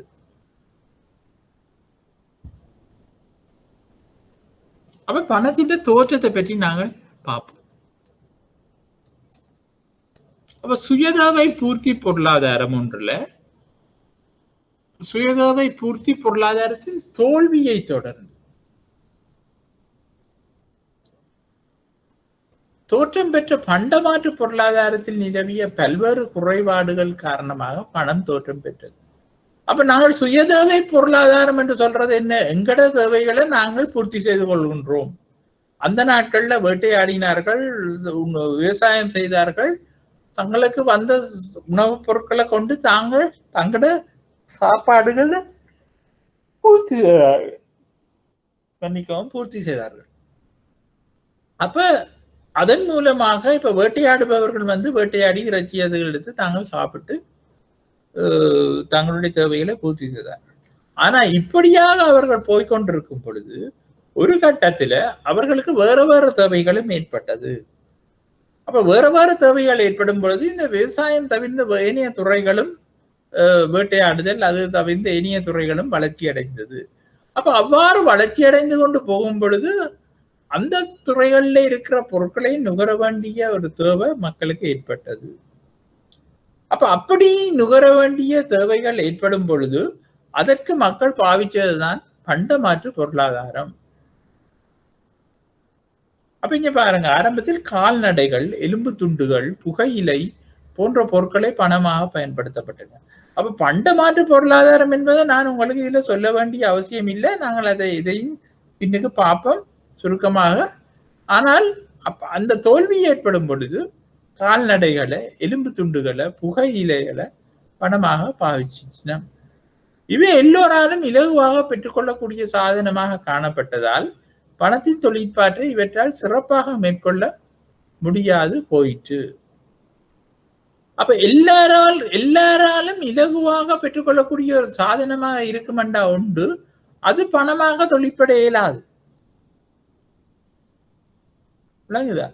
இப்ப உதாரணத்துக்கு ஒரு கடற்கரையில மண் இருக்கு, அந்த மண் ஒருபடியா நாங்கள் 1 ரூபான்னு சொல்லி நாங்கள் பாவிப்பமா இருந்தால் ஊர்லத்துல இருக்கிறவன் எல்லாம் வந்து கடற்கரை மண்ணை அள்ளி வச்சு கொண்டு நிப்பான். என்னட்டையும் காசு இருக்கும், உன்னட்டையும் காசு இருக்கும்.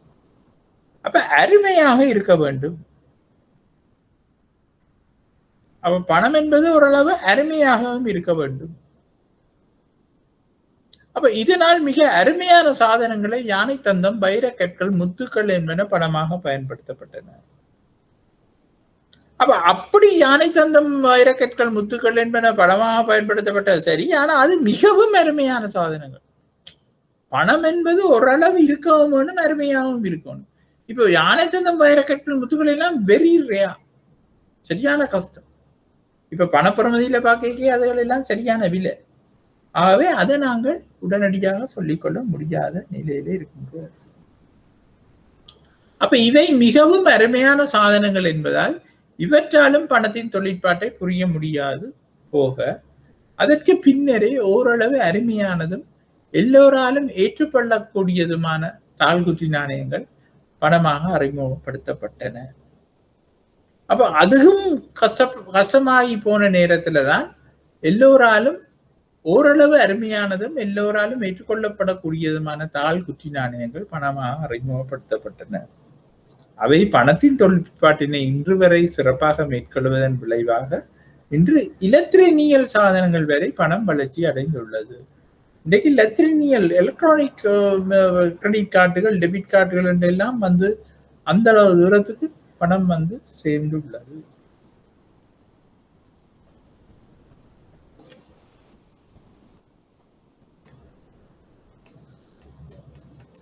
அப்ப பண்டமாற்று பொருளாதாரம், பண்டங்களுக்காக பண்டம் பரிமாற்றப்பட்ட பொருளாதாரம் பண்டமாற்று பொருளாதாரம் நாங்கள் லேசா சொல்லிக் கொள்ளுவோம். அதாவது ஒருவர் தன்னிடம் உள்ள மிகையுள்ள பண்டங்களை ஒருவருக்கு வழங்கி இடைத்தரகு ஊடகங்கள் எதுவுமின்றி நேரடியாக தனக்கு தேவையான பண்டங்களை பெற்றுக்கொள்ளுகின்ற முறையை பண்டமாற்று பொருளாதாரம் என்று நாங்கள் சொல்லுகின்றோம்.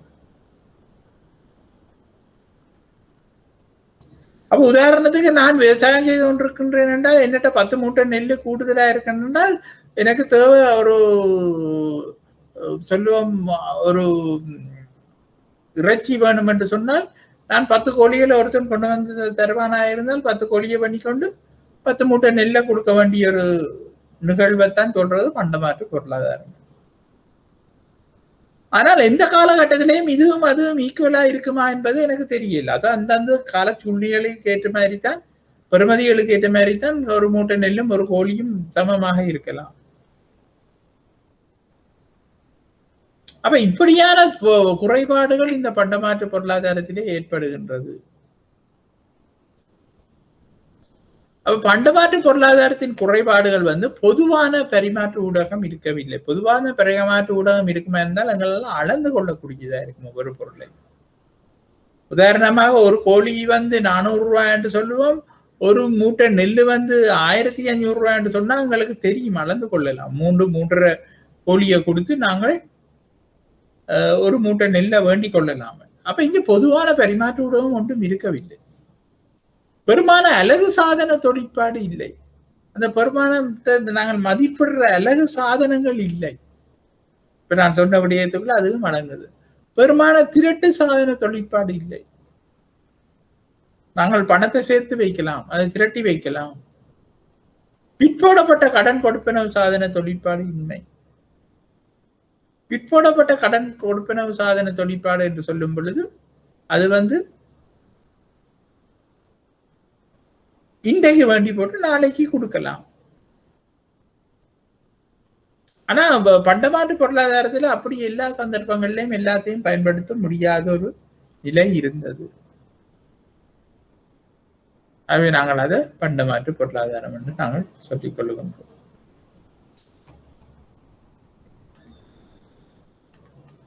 அப்ப மேற்குறிப்பிட்ட குறைபாடுகள் காணப்பட்டாலும் பின்வருவன பண்டமாற்று பொருளாதாரத்தின் பிரதான குறைபாடுகளாக இருந்தது.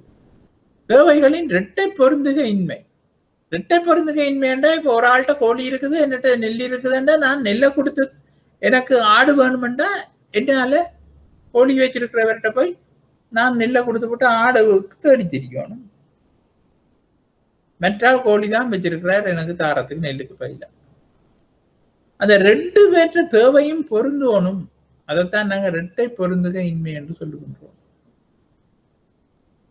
பொருளாதார கொடுக்கல் வாங்கலின் நடவடிக்கைகள் விரிவாக்கம் அமையாமை.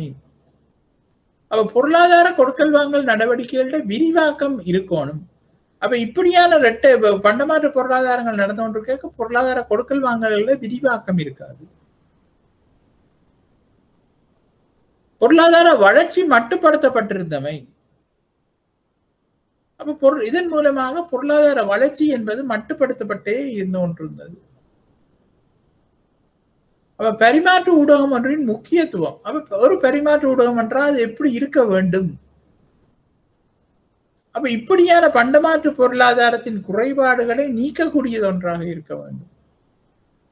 இப்படியான பண்டமாற்று பொருளாதாரம் ஒன்றின் குறைபாடுகளை நீக்கக்கூடியதாக இருக்க வேண்டும். பொருளாதார கொடுக்கல் வாங்கல் நடவடிக்கைகள் விரிவடைந்தவை. அப்ப பொருளாதார கொடுக்கல் வாங்கல் நடவடிக்கைகள் பாரிய அளவில் விரிவடைந்து கொண்டு போயேக்க இந்த பண்டமாற்று பொருளாதாரத்தை வச்சுக்கொண்டு எங்களால் ஒன்றும் செய்ய முடியாம இருந்தது. அப்ப அப்படியான நேரத்துல எங்களுக்கு ஒரு பரிமாற்று ஊடகம் ஒன்று தேவைப்பட்டது.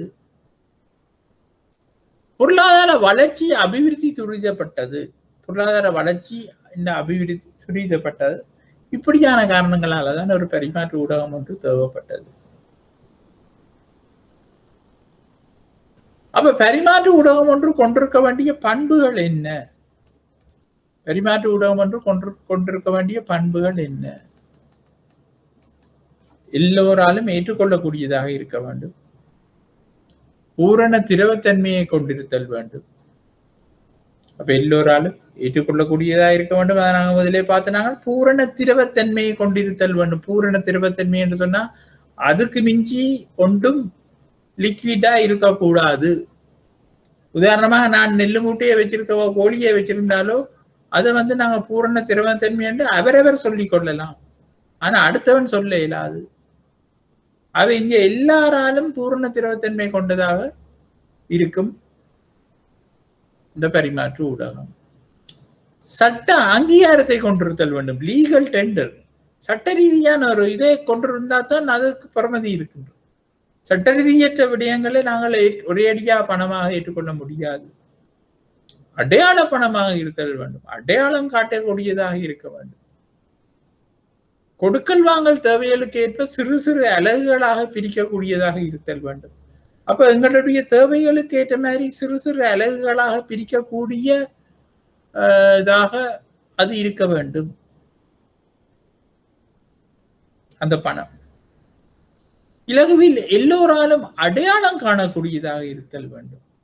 அப்ப எல்லோரும் அடையாளம் லேசு அங்க பார்த்தோம்னா இது 10 ரூபா நோட், இது 5 ரூபா நோட், இது 50 ரூபா நோட், இது 5000 ரூபா நோட் என்று எல்லோராலும் இலகுவில் அடையாளம் காணக்கூடியதாக இருத்தல் வேண்டும். அருமையான சாதனங்களை கொண்டு உருவாக்கப்பட்டு இருத்தல் வேண்டும். அருமையான சாதனங்களை கொண்டு உருவாக்கப்பட்டு இருத்தல் வேண்டும். அப்ப எல்லாராலும் உருவாக்கக்கூடியதாக அது இருக்கக்கூடாது. அருமையான சாதனங்களை கொண்டு உருவாக்கப்பட்டிருக்கணும். இப்ப 10,000 ரூபா நோட்டு ஒரு லீகல் டெண்டர் மத்திய வங்கியால் அச்சிடப்பட்டு ஒரு 5,000 ரூபா நோட்டு வருதுன்னு சொன்னா நானும் பார்த்துட்டு அதே மாதிரி உருவாக்கக்கூடியதா இருக்குமென்றால் அதை எல்லாரும் உருவாக்கி போட்டு போயிடுவார்கள். போலிகளை உருவாக்க முடியாது. போலிகளை உருவாக்க முடியாததாக இருக்க வேண்டும். அதனாலதான் அதனை நாங்கள் அருமையான சாதனைகளை கொண்டு உருவாக்கப்பட்டிருத்தல் வேண்டும் என்று சொல்லுகின்றோம். போலிகளை உருவாக்க முடியதாக இருக்கணும். ஓரளவு அருமையானதாக இருக்க வேண்டும். அப்ப முதல் நாங்கள் இதை பற்றி காய்ச்சிருக்கிறோம். ஓரளவு அருமையாக இருக்க வேண்டும். குறிப்பிட்ட காலம் நிலையானதாகவும் இருக்க வேண்டும். அந்த ஒரு தாளோ குத்தியோ ஒரு கொஞ்ச காலத்துக்கு அது யூஸ் பண்ணக்கூடியதாக இருக்க வேண்டும். நெடுவாழ்வு தன்மை கொண்டு இருத்தல் வேண்டும். நீண்ட காலம் அது யூசேஜ் எத்தனையோ பேற்ற கைமாறிக்கொண்டு போகும் பொழுது அதை நாங்கள் வடிவாக நீண்ட காலத்துக்கு யூஸ் பண்ணக்கூடியதாக இருத்தல் வேண்டும்.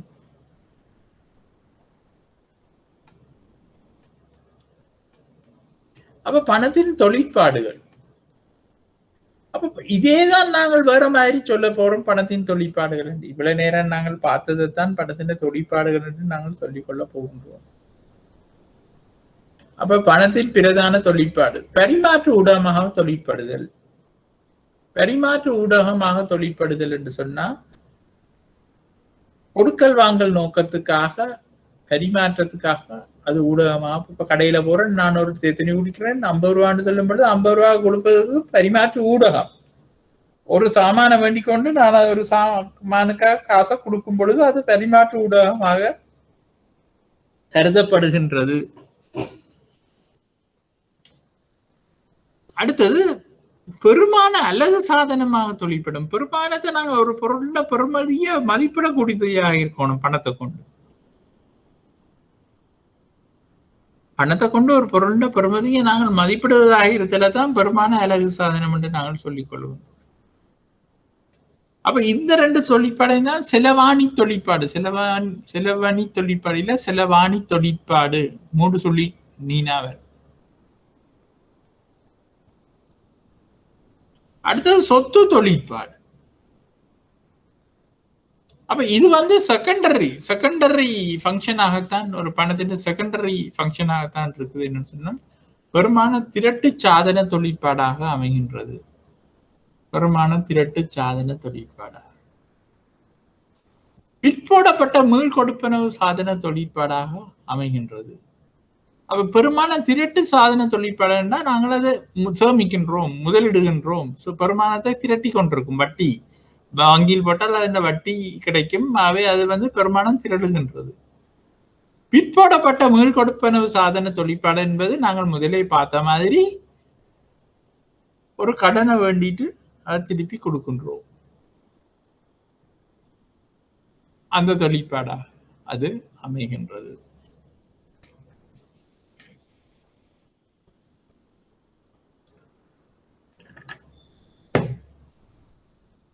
அப்ப பணம் என்பது கட்டாயம் பரிமாற்று ஊடகமாகவும் பெருமான திரட்டு சாதனமாகவும் தொழிற்பட வேண்டும் என்பது ஒரு கட்டாய அம்சம். அப்ப இங்க பரிமாற்று ஊடகம் இல்லாட்டா கொடுக்கல் வாங்கல் நோக்க கருவி என்று நாங்கள் என்னென்று பார்ப்போம் என்று சொன்னா எல்லா பொருட்கள் சேவைகளையும் பரிமாற்றி கொள்வதற்கான வினை திறன் வாய்ந்த ஒரு பரிமாற்று ஊடகமாக பணம் தொழிற்படுகின்றது. இதனாலேயே பணம் ஒரு பரிமாற்று ஊடகம் என குறிக்கப்படுகின்றது. அதாவது ஒருவர் தனது உற்பத்தி பொருட்களை விற்பனை செய்து பணத்தினை பெற்றுக்கொண்டு அந்த பணத்தினை தனக்கு தேவையான வேறு எந்த வகை பொருட்களையும் கொள்வனம் செய்ய முடிகின்றது. அப்ப இவ்வாறு குறித்த ஒரு பொருளை இன்னொரு பொருளாக மாற்றுவதற்கு ஒரு ஊடகமாக பணம் தொழிற்படுகின்றது. ஒரு ஊடகமாக பணம் தொழிற்படுகின்றது. அப்ப பணமானது வினைத்திறன் வாய்ந்த ஒரு பரிமாற்று ஊடகமாக தொழிற்படுவதனால் பண்டமாற்று பொருளாதார முறைமையில் காணப்பட்ட விருப்பங்களின் இரட்டை பொருந்துகையின்மை, பொருட்களின் பிரிபடா தன்மை மற்றும் பொருட்களை காவி செல்லும் கடினத்தன்மை போன்ற குறைபாடுகள் நீக்கப்பட்டு பொருட்கள் சேவைகளின் பரிமாற்றம் இலகுவாக்கப்பட்டது. அப்ப நாங்க இரட்டை பொருந்துகையை பற்றி முதல் பார்த்தனாங்க. ரெண்டாவது அந்த பொருட்களின் பிரிபடா தன்மை. உதாரணமாக ஒரு மூட்டை நெல்லும் ஒரு கோழியும் சமமாக மாட்டுது என்று சொல்லும் பொழுது அங்கே வந்து ஒரு கோழிக்கு வந்து அரைவாசி மூட்டை நெல்லுத்தான் தேவை என்று சொன்னா அது எங்களால பிரிக்கலாம். ஆனா ஒரு மூட்டை நெல்லுக்கு அரைக்கோழி என்று சொன்னா அந்த கோழிய உயிர் கோழிய சாக்காட்டி வெட்டித்தான் கொடுக்க வேண்டியிருக்கு. அப்ப அப்படியான பிரிபடா தன்மை என்ற ஒரு பிரச்சனை இருக்கின்றது. ஈக்குவலான விடயங்கள் பார்க்கும் பொழுது பிரிபடா தன்மை என்ற ஒன்று உள்ளது. அதே சமயம் இந்த பொருட்களை காவி செல்லும் தன்மை. உதாரணமா ஒருத்தர் ஒரு கோழியை கொடுத்து போட்டு ஒரு மூட்டை நெல்லு கொண்டு போன்னு சொன்னா அது பெரிய கஷ்டமா இருக்கும் அவருக்கு காவி செல்லும் தன்மை. அதே சமயம் ஒரு மூட்டையில் அந்த இடத்துல 5 மூட்டை 6 மூட்டையை வண்டி கொண்டு போக வேண்டி இருக்கும்னா அது பெரிய கரைச்சலா இருக்கும். வண்டியில் ஊட்டி தான் கொண்டு போக வேண்டி இருந்திருக்கும் அந்த காலத்துல. அப்ப இந்த பணம் என்பது இந்த பிரச்சனைகள் எல்லாத்தையும் தீர்க்குது. அப்ப இந்த குறைபாடுகள் எல்லாம் நிவர்த்தி செய்யப்பட்டு பொருட்கள் காவி செல்லும் கடினத்தன்மை போன்ற நீக்கப்பட்டு பொருட்கள் சேவைகளின் பரிமாற்றம் இலகுவாக்கப்படுகின்றது. அப்ப பணத்தின் பரிமாற்ற ஊடகம் என்ற தொழிற்பாட்டின் காரணமாகவே நவீன பொருளாதாரத்தின் தொழிற்பிரிப்பு, சிறப்பு தேர்ச்சி, பேரளவு உற்பத்தி, சர்வதேச வர்த்தக விருத்தி போன்றவற்றின் முன்னேற்றத்திற்கு பணத்தின் பரிமாற்ற ஊடகம் என்ற தொழிற்பாடே காரணமாக அமைகின்றது. அப்ப நாங்கள் இப்ப விளங்கிக் கொள்ளணும், பணத்தின் பரிமாற்ற ஊடகத்தின் ஊடாகத்தான் இன்றைக்கு இருக்கிற நவீன வளர்ச்சி, நவீன பொருளாதார வளர்ச்சி, நவீன தொழிற்பிரிப்பு, சிறப்பு தேர்ச்சி, பேரளவு உற்பத்தி, சர்வதேச வர்த்தகம் விருத்தி என்பன இந்த பணத்தினூடாகத்தான் கிடைக்கப்பெற்றது.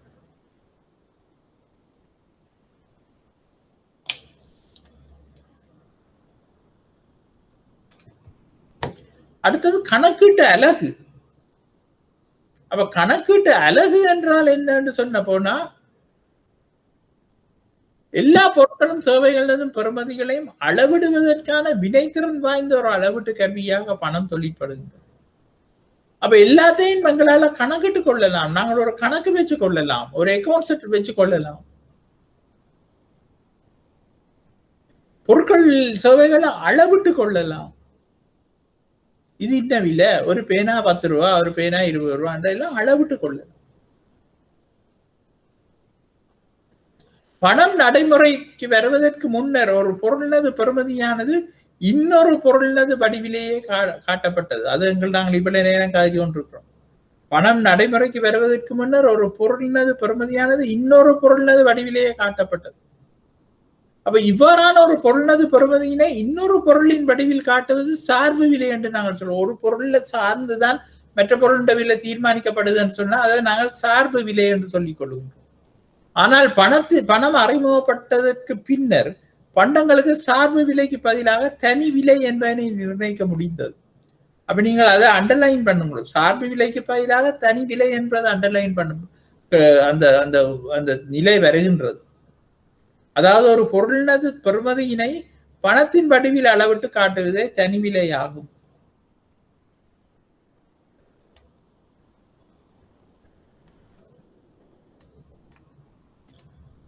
பணத்தின் கணக்கீட்டு அலகு என்ற தொழிற்பாட்டால் பொருளாதாரத்தில் ஏற்பட்ட நன்மைகள். அப்ப பணத்தை நாங்கள் கணக்கீட்டு அலகு என்று சொல்வதால பொருளாதாரத்தில் ஏற்படுகின்ற நன்மைகள் என்னன்னு சொன்னால், பண்டங்களுக்கு தனி விலை நிர்ணயிக்க முடிந்தவை. அப்ப பொருட்களுக்கு நாங்கள் தனி விலையை நிர்ணயிக்கின்றோம். விலை பொறிமுறை பொருளாதாரம் தோற்றம் பெற்றமை. அப்ப பிரைஸ் மெக்கானிசம் இல்லாட்ட மார்க்கெட் பேஸ் எக்கனமி என்று நாங்கள் சொல்லப்படுகின்ற சந்தை பொருளாதாரம் தோற்றம் பெற்றதும் இதாலதான். கணக்கியல் என்ற துறை வளர்ச்சி அடைந்ததும் இதாலதான்.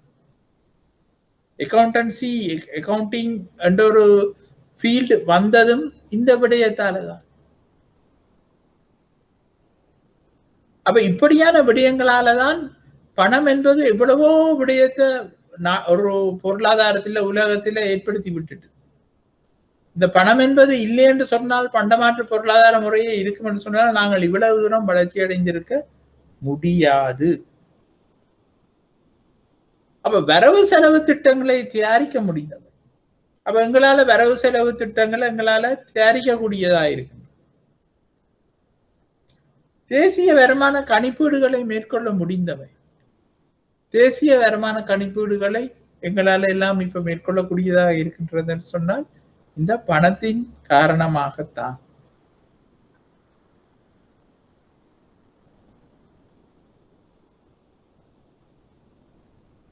அப்ப ஏதாவது உங்களுக்கு இதுல விளங்காம இருக்கின்றதா? நான் வேகமாக போகின்றேன். நீங்கள் பெரும்பாலானவர்கள் படித்திருப்பீர்கள் என்று நம்புகின்றேன். அப்படி இல்லாவிட்டாலும் நீங்கள் ப்ரஷ் அப் பண்ண வேண்டி இருக்கின்றதோ என்னமோ தெரியல உங்களுடைய நீங்கள் படித்த விடயங்களை. ஆனால் எனக்கு நீங்கள் விளங்காவிட்டால் தயவு செய்து கேளுங்கள். இந்த ஜூம் டைப் ஆஃப் டீச்சிங்கில் உள்ள குறைபாடு இதுதான் என்று சொன்னால், ஒரு பக்கத்தில இருந்துதான் இது நாங்கள் படிப்பித்து கொண்டே இருப்போம். உங்களுக்கு விளங்குதோ விளங்கவில்லையோ எங்களுக்கு ஒன்றும் தெரியாது. நாங்கள் அப்படியே படிப்பித்து கொண்டு போவோம். அப்ப அடுத்தது நாங்கள் என்ன சொல்லுகின்றோம்னா, பொருளாதார திரட்டு அல்லது செல்வத்தின் களஞ்சியம் அதாவது வெல்த்தா நாங்கள் அதை பாவிக்கின்றோம். அசெட்டாக வெல்த்தாக நாங்கள் பாவிக்கின்றோம். ஒரு பொருளாதார திரட்டா நாங்கள் அதை வச்சிருக்கின்றோம். அப்ப மக்கள் தமது எதிர்கால கொள்வனவு ஆற்றலினை பண வடிவில் திரட்டி வைத்திருத்தலே பணத்தின் பெருமான திரட்டு என்று சொல்லலாம். மக்கள் தமது எதிர்கால கொள்வனவு ஆற்றலினை பண வடிவில் திரட்டி வைத்திருத்தலே பணத்தின் பெருமான திரட்டு என்று நாங்கள் சொல்லிக் கொள்கின்றோம்.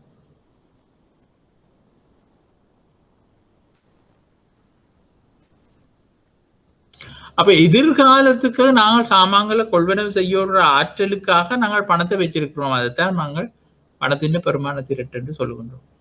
மக்கள் தமது செல்வத்தினை பணம் தவிர்ந்த வருமானம் உழைக்கக்கூடிய சொத்துக்களான காணி, கட்டடம், வங்கி வைப்புகள், நிறுவனத்தின் பங்குகள், அதாவது பங்கு சந்தையில வேண்டி வச்சிருக்கின்ற பங்குகள், என்பவற்றினது வடிவிலும் வைத்திருக்க முடியும்.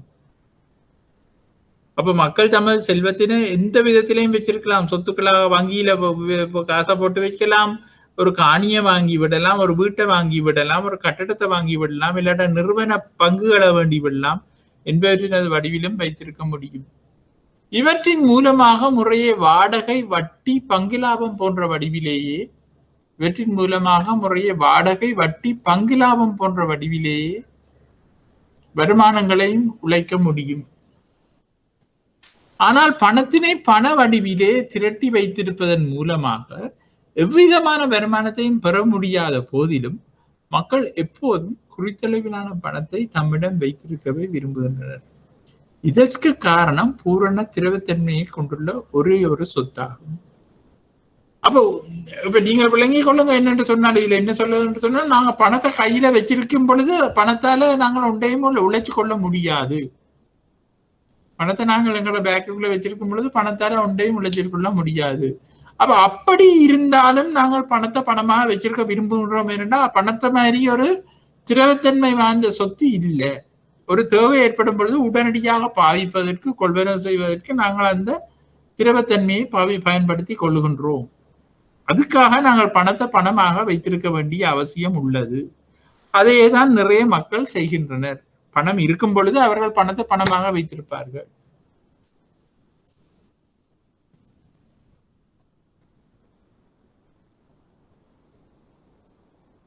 அப்ப திரவத்தன்மை முதல் நட்டம் இல்லாமல், முதல் நட்டம் இல்லைன்றது எங்களோட கேபிட்டலுக்கு ஒரு we don't lose the capital.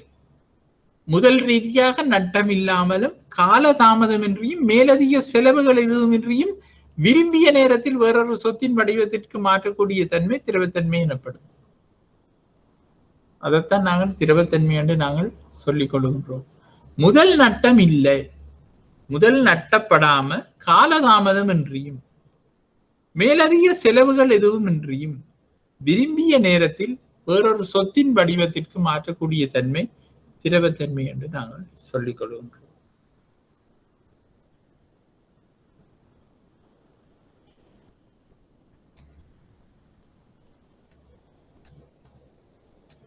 அப்ப பிற்போடப்பட்ட கொடுப்பனவு நியமம்.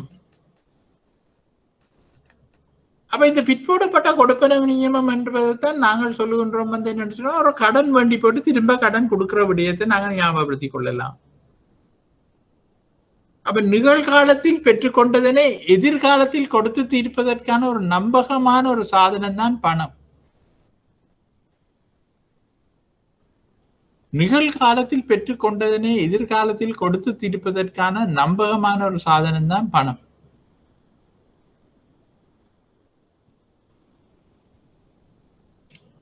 பணம் தொழிற்படுதலே பணத்தினது கடன் கொடுக்கல் வாங்கல் கருவி என்ற தொழிற்பாடு ஆகும்.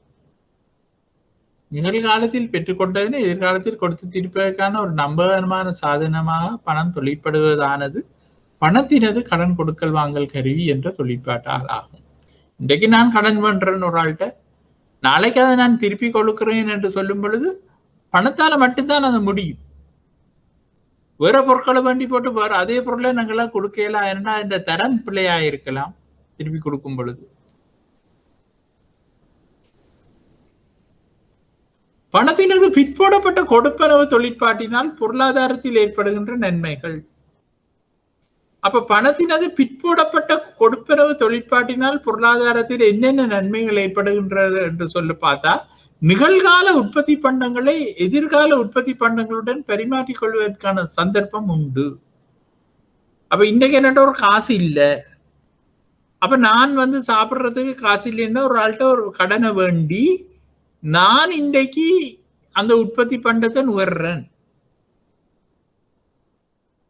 அப்ப பிறகு ஒரு காலத்துல அதை நான் அந்த காசை வேண்டின காசை திருப்பி கொடுக்கும் பொழுது கடனை திருப்பி கொடுத்தவர் வந்து, அதாவது அந்த காசை வேண்டி கொண்டவர் வந்து அந்த நேரத்தில் அந்த காசை வச்சு ஏதேனும் பொருட்களை வேண்டிக் கொள்ளலாம், பரிமாற்றி கொள்ளலாம். அப்ப நிகழ்காலத்தில் எனக்கு நுகர முடியாத ஒரு விடயத்தை இந்த கடன் பெற்றதன் மூலம் நான் நுகர்கின்றேன். அப்ப எதிர்காலத்தில நான் அந்த கடனை திருப்பி கொடுப்பதன் மூலம் அந்த கடனை வாங்குபவர் எதிர்காலத்தில எனக்கு தேவையான ஒரு பொருளை வேண்டிக் கொள்ளலாம். அப்படி இல்லை என்று இப்படி பார்ப்போம். நான் 5 வருஷத்துக்கு பிறகு ஒரு வீடு வேண்ட இருக்கின்றேன். அதுக்காக இப்பொழுது நான் காசை வைத்திருக்கின்றேன். அப்ப ஏதோ ஒரு காரணத்துக்காக ஒருவருக்கு நான் அதை கடன் கொடுக்கின்றேன். 5 வருடத்துக்கு பிறகு நான் வீடு வேண்டும். இப்பொழுது அந்த காசை வேண்டினவர் தனக்கு தேவையான உற்பத்தி பண்டங்களை வேண்டியிருப்பார்.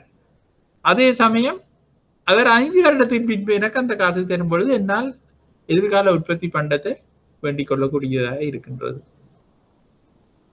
அப்ப நான் ஏதோ ஒரு வகையில இந்த உற்பத்தி பண்டங்கள் பரிமாற்றிக் கொள்ளப்படுகின்றன. வர்த்தகத்தின் வளர்ச்சிக்கு துணை புரிகின்றது. அப்ப இன்னைக்கு பாருங்க, பிசினஸ் வேர்ல்டு நாங்க எடுத்துக்கொண்டோம்னால் பிசினஸ் வேர்ல்டு, இந்த பிசினஸ் வேர்ல்ட்ல எல்லா பக்கத்திலையும் நாங்கள் கிரெடிட் என்ற ஒரு முக்கியமான விடயம் இருக்கின்றது. எல்லாரும் கடனுக்கு சாமான்களை வேண்டி கடனுக்கு விற்று அதன் மூலமாகத்தான் அவர்கள் தங்களுடைய வாழ்க்கையை கொண்டு செல்கின்றனர். பிசினஸ், அதாவது வியாபாரம் என்ற சைக்கிள்ல கடன் என்பது மிகவும் ஒரு முக்கியமான வேர்டாக போய்விட்டது. வங்கி, காப்புறுதி போன்ற துணை சேவைகளின் வளர்ச்சிக்கும் காரணமாக அமைகின்றது.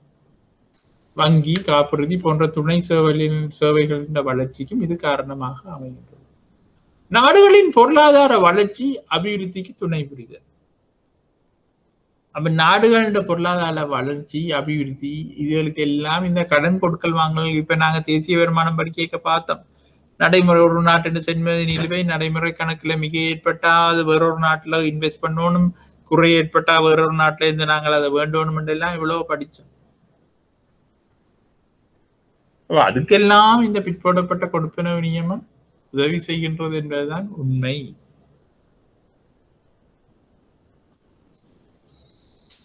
அப்ப இந்த கடன் அட்டை என்று சொல்லப்படுகின்ற கிரெடிட் கார்டு, இந்த கிரெடிட் கார்டு கடன் அட்டை என்று நாங்கள் சொல்லப்படுகின்ற கிரெடிட் கார்டை நாங்கள் பணமாக கொள்ள மாட்டோம். அது ஏன் என்பதை பார்ப்போம்.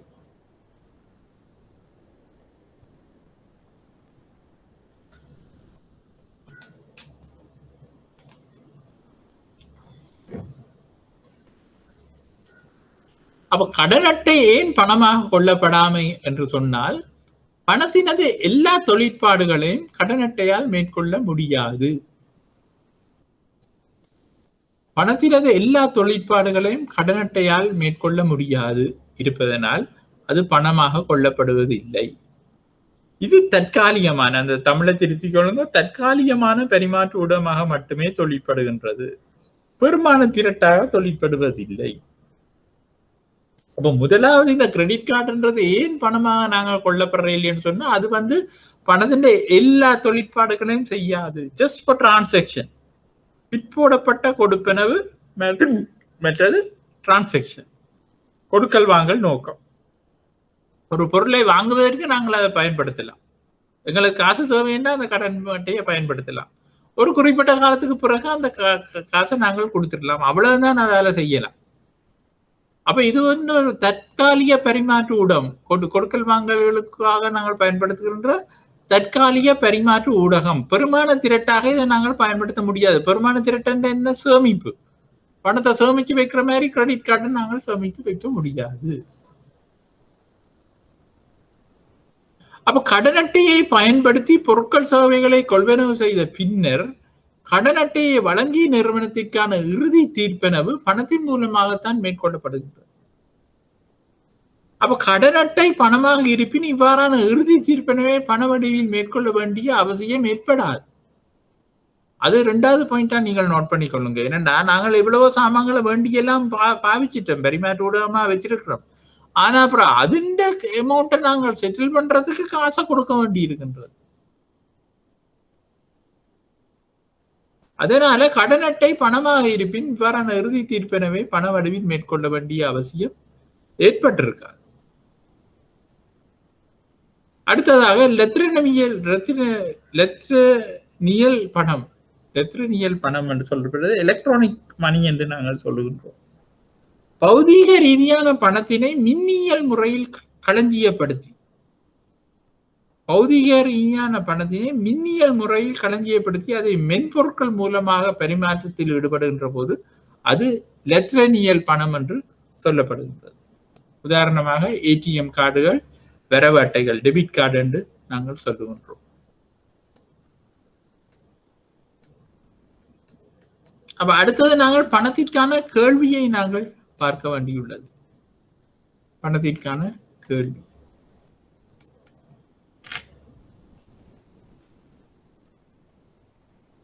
அப்ப பணத்திற்கான கேள்வி என்ற என்ன? முதல் நாங்க பணத்திற்கான கேள்வி என்ற என்ன அப்படி பார்ப்போம். நாங்கள் முதல் பணத்திற்கான கேள்வி என்றால் என்ன?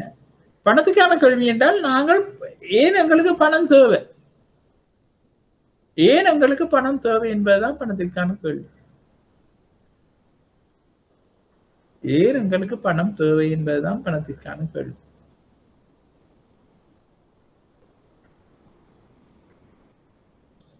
அப்ப பணம் என்பது பூரண திரவத்தன்மை கொண்ட ஒரு சாதனம் ஆகும். இதனை கொண்டு பல்வேறு விதமான தேவைகளை பூர்த்தி செய்து கொள்ள முடியும்.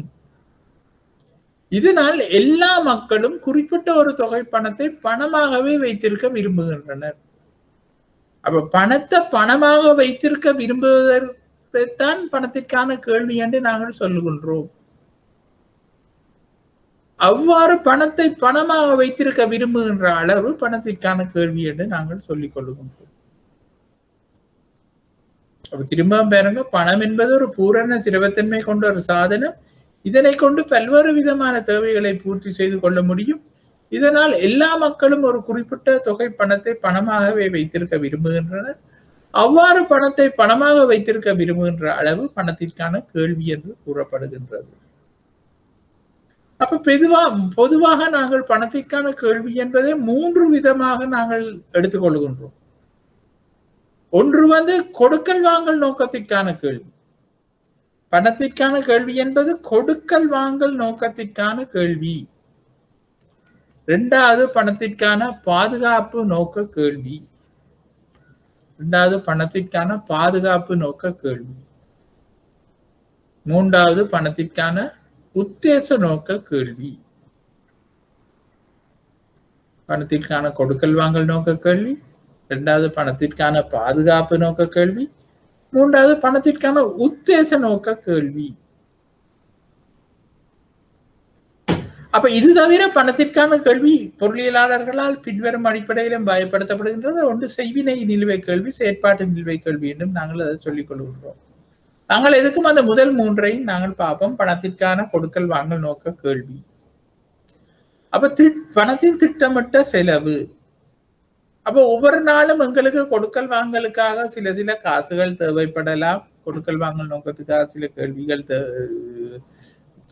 நோக்க கேள்விக்காக எங்களுக்கு காசுகள் தேவைப்படலாம். அதாவது கொடுக்கல் வாங்கல் நோக்கத்திற்காக. அதுக்காக நாங்கள் நாளாந்தம் எங்களுக்கு இவ்வளவு காசு தேவை என்று சொல்லி நாங்கள் காசை வச்சிருந்தா அதை சொல்றது கொடுக்கல் வாங்கல் நோக்க கேள்வி என்று. உதாரணமாக ஒரு நாளைக்கு எனக்கு 500 ரூபாய் அன்றாட செலவுக்கு காசு தேவைப்படும் என்றால் நான் 500 ரூபாயோ ஒரு நாளும் காசாக வைத்திருக்க விரும்புவேன்.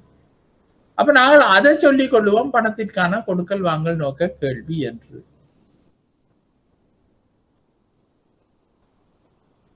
அப்ப நாளாந்த கொடுக்கல் வாங்கல் தேவைகளை ஈடு செய்து கொள்வதை நோக்கமாக கொண்டு குறிப்பிட்ட ஒரு தொகை பணத்தை மக்கள் பணமாகவே வைத்திருக்க விரும்புதல் பணத்திற்கான கொடுக்கல் வாங்கல் நோக்க கேள்வி என்று நாங்கள் சொல்லிக் கொள்ளுகின்றோம்.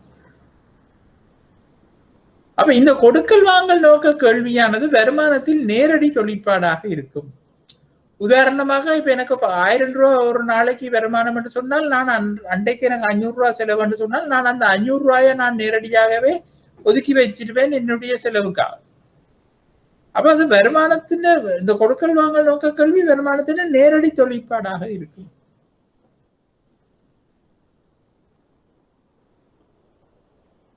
வருமானம் அதிகரிக்கும் பொழுது கொடுக்கல் வாங்கல் நோக்க கேள்வியும் அதிகரிக்கும். அப்ப வருமானம் அதிகரித்து கொண்டு போகும்போது எங்களுக்கு தெரியும், எங்களுடைய அந்த தேவைகள் தொடர்பான கேள்விகளும் அதிகரித்து கொண்டுதான் போகும். வருமானம் குறைவடையும் பொழுது கொடுக்கல் வாங்கல் நோக்க கேள்வி குறைவடைந்து கொண்டு போகும்.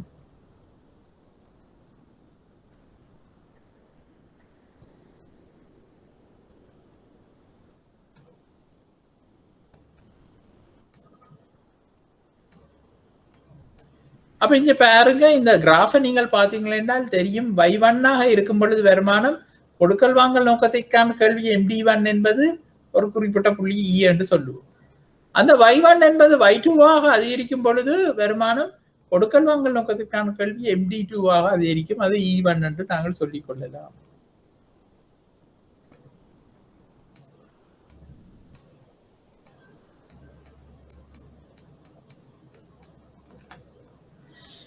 அப்ப இந்த கொடுக்கல் வாங்கல் நோக்க கேள்வியை தீர்மானிக்கும் காரணிகள் என்ன? இந்த கொடுக்கல் வாங்கல் நோக்க கேள்வியை தீர்மானிக்கும் காரணிகள் என்ன என்று நாங்கள் பார்த்தோம் என்று சொன்னால், வருமானம், நேர்கணிய தொடர்புடைய வருமானம்,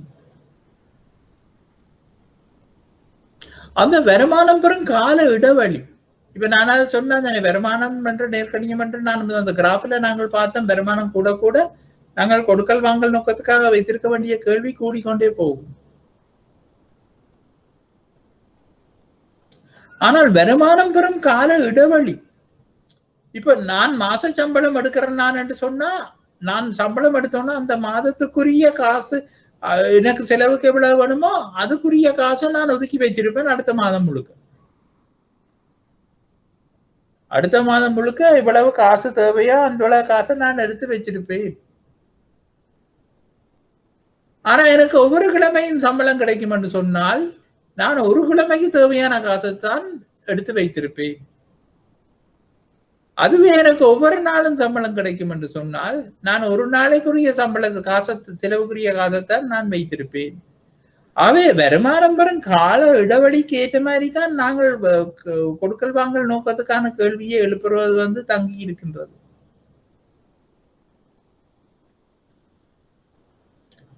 அப்ப கால இடைவெளி கூடும் பொழுது அந்த கொடுக்கல் வாங்கல் நோக்கத்துக்காக வைத்திருக்கும் கேள்வியும் கூடிக்கொண்டு போகும். கால இடைவெளி குறைவடையும் பொழுது அந்த கொடுக்கல் வாங்கல் நோக்கத்துக்காக வைத்திருக்கின்ற கேள்வியும் குறைவாக இருக்கும். பொதுவிலை மட்டம், அடுத்தது பொதுவிலை மட்டம். இந்த பொதுவிலை மட்டம் என்பது வெகுவாக அதிகரித்து செல்லும் பொழுது நாங்கள் இந்த கொடுக்கல் வாங்கல் நோக்கத்துக்காக வைத்திருக்க வேண்டிய காசு கூடுதலாக இருக்கும். ஏனென்று சொன்னா விலைகள் அதிகரித்து கொண்டு போகின்றது, கூடுதலான காசை வைத்திருக்க வேண்டும். அவை நான் மாதம் மாதம் சம்பளம் எடுக்கும் பொழுது அடுத்த மாதம் என்ன மாதிரி விலைகள் ஏறும் என்று எனக்கு தெரியாது, எவ்வளவு வைத்திருக்க வேண்டும் என்றும் எனக்கு தெரியாது. அவை நான் நினைத்ததிலும் பார்க்க கூடுதலான தொகையை நான் வைத்திருப்பேன். ஆனால் காலம் என்னுடைய ஒரு கிழமைக்கு ஒருக்கா நான் சம்பளம் எடுக்கும் பொழுது இப்படி பொதுவிலை மட்டம் அதிகரிக்குமாக இருந்தால், ஒப்பீட்டு ரீதி ஒரு மாதத்துக்கு நான் வேண்டி வச்சிருக்கும் பொழுது எவ்வளவு காசை வச்சிருக்கணும் இருக்கிறேனோ அதுல பார்க்க ஒப்பீட்டு ரீதியில் குறைவான தொகையைத்தான் நான் வச்சிருப்பேன். ஆனாலும் பொதுவிலை மட்டம் அதிகரித்து செல்லும் பொழுது அதிகரிக்காத நிலையிலும் நான் எவ்வளவு காசை வச்சிருக்க விரும்புவேனோ அதிலும் பார்க்க கூடுதலான காசைத்தான் நான் பொதுவிலை மட்டம் அதிகரிக்கும் பொழுது வச்சிருக்க விரும்புவேன். எதிர்கொள்ளும் ஆபத்தின் தன்மை. அப்ப எதிர்கொள்ளும் ஆபத்தின் தன்மை என்றா இப்ப போன மார்ச் மாதம் நீங்கள் கவனிச்சு பார்த்திருக்கலாம். இந்த கோவிட் பிரச்சனைகள் எல்லாம் வந்த நேரம், இந்த கோவிட் பிரச்சனை எல்லாம் வந்த நேரம் ஆக்களுக்கு வருமானம் இல்லை, வீட்டுக்குள்ளேயே இருங்கன்னு சொல்லிட்டு சம்பளம் வருமோ சம்பளம் கிடைக்குமோ ஒன்றும் தெரியாது, பேங்க்ல இருக்கிற காசு எடுக்க வழி இல்லை. அப்ப அப்படியான நேரத்துல எங்களுக்கு சாமான்கள் கிடைக்குமோ கிடைக்காதோன்ற ஒரு பிரச்சனை இருக்கும் பொழுது கிரெடிட் கார்டு எங்கன்னு போய் ஒரு கடையில கிரெடிட் கார்டுக்கு சாமான் வேண்ட முடியாது என்ற ஒரு நிலை வரும் பொழுது எதிர்கொள்ளும் ஆபத்தின் தன்மை இது எதிர்கொள்ற ஒரு ஆபத்து. அப்ப இப்படியான ஒரு நிலைமையில நாங்கள் கொடுக்கல் வாங்கல் நோக்கத்துக்கான கேள்வியை கூட்டிடுவோம், கூடுதலாக வச்சிருப்போம். நாங்கள்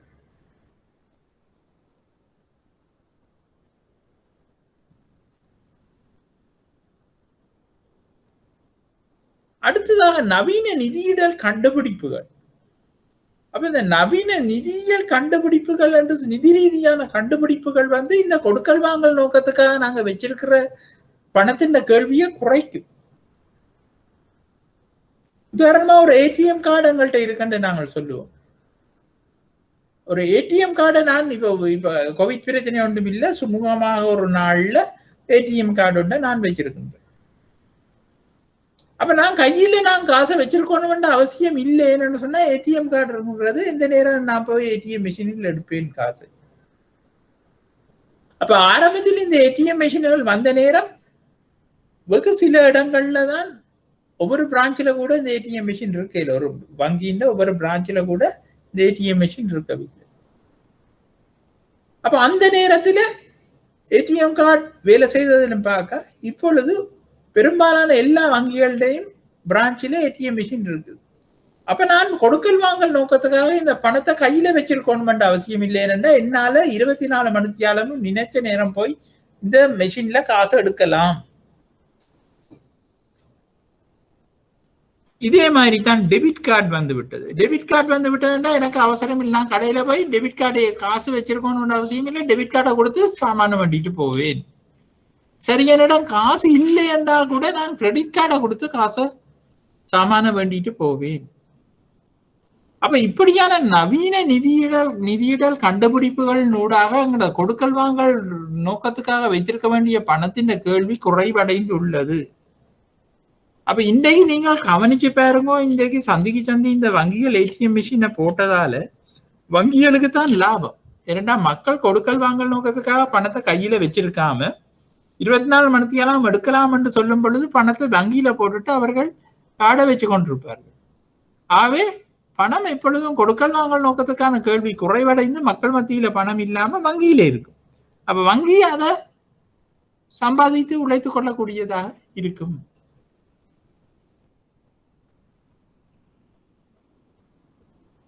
அதை நாங்கள் விளங்கிக் கொள்வோம். அப்ப பணத்தின் கொடுக்கல் வாங்கல் நோக்க கேள்வியையும் பாதுகாப்பு நோக்க கேள்வியையும் சேர்த்து பணத்தின் செய்வினை நிலுவை கேள்வி என்று நாங்கள் அதை சொல்லிக் கொள்ளுகின்றோம். அப்ப பாதுகாப்பு நோக்க கேள்வி என்ன என்றதை நாங்கள் இனித்தான் நாங்கள் பார்க்க போகின்றோம். அப்ப பணத்தின் கொடுக்கல் வாங்கல் நோக்க கேள்வியையும் பாதுகாப்பு நோக்க கேள்வியையும் சேர்த்ததுதான் செய்வினை கேள்வி என்று சொல்லுகின்றோம். பணத்தின் உத்தேச நோக்க கேள்வி ஏன் நாங்கள் சொல்றது ஊக நோக்க கேள்வி அல்லது செயற்பாட்டு நிலுவை கேள்வி என்று அதை நாங்கள் இப்ப பார்ப்போம். உத்தேச நோக்க கேள்வி என்பது என்னவென்று சொன்னால், பணம் ஒரு வருமானம் உழைத்து தரும் ஒரு சொத்து. பணம் என்பது ஒரு வருமானம் உழைத்து தரும் சொத்து. இதனால எல்லா மக்களும் பணத்தினை பயன்படுத்தி வருமானத்தை உழைக்க விரும்புவார்கள். இதனால் எல்லா மக்களும் பணத்தை பயன்படுத்தி வருமானத்தை உழைக்க விரும்புவார்கள்.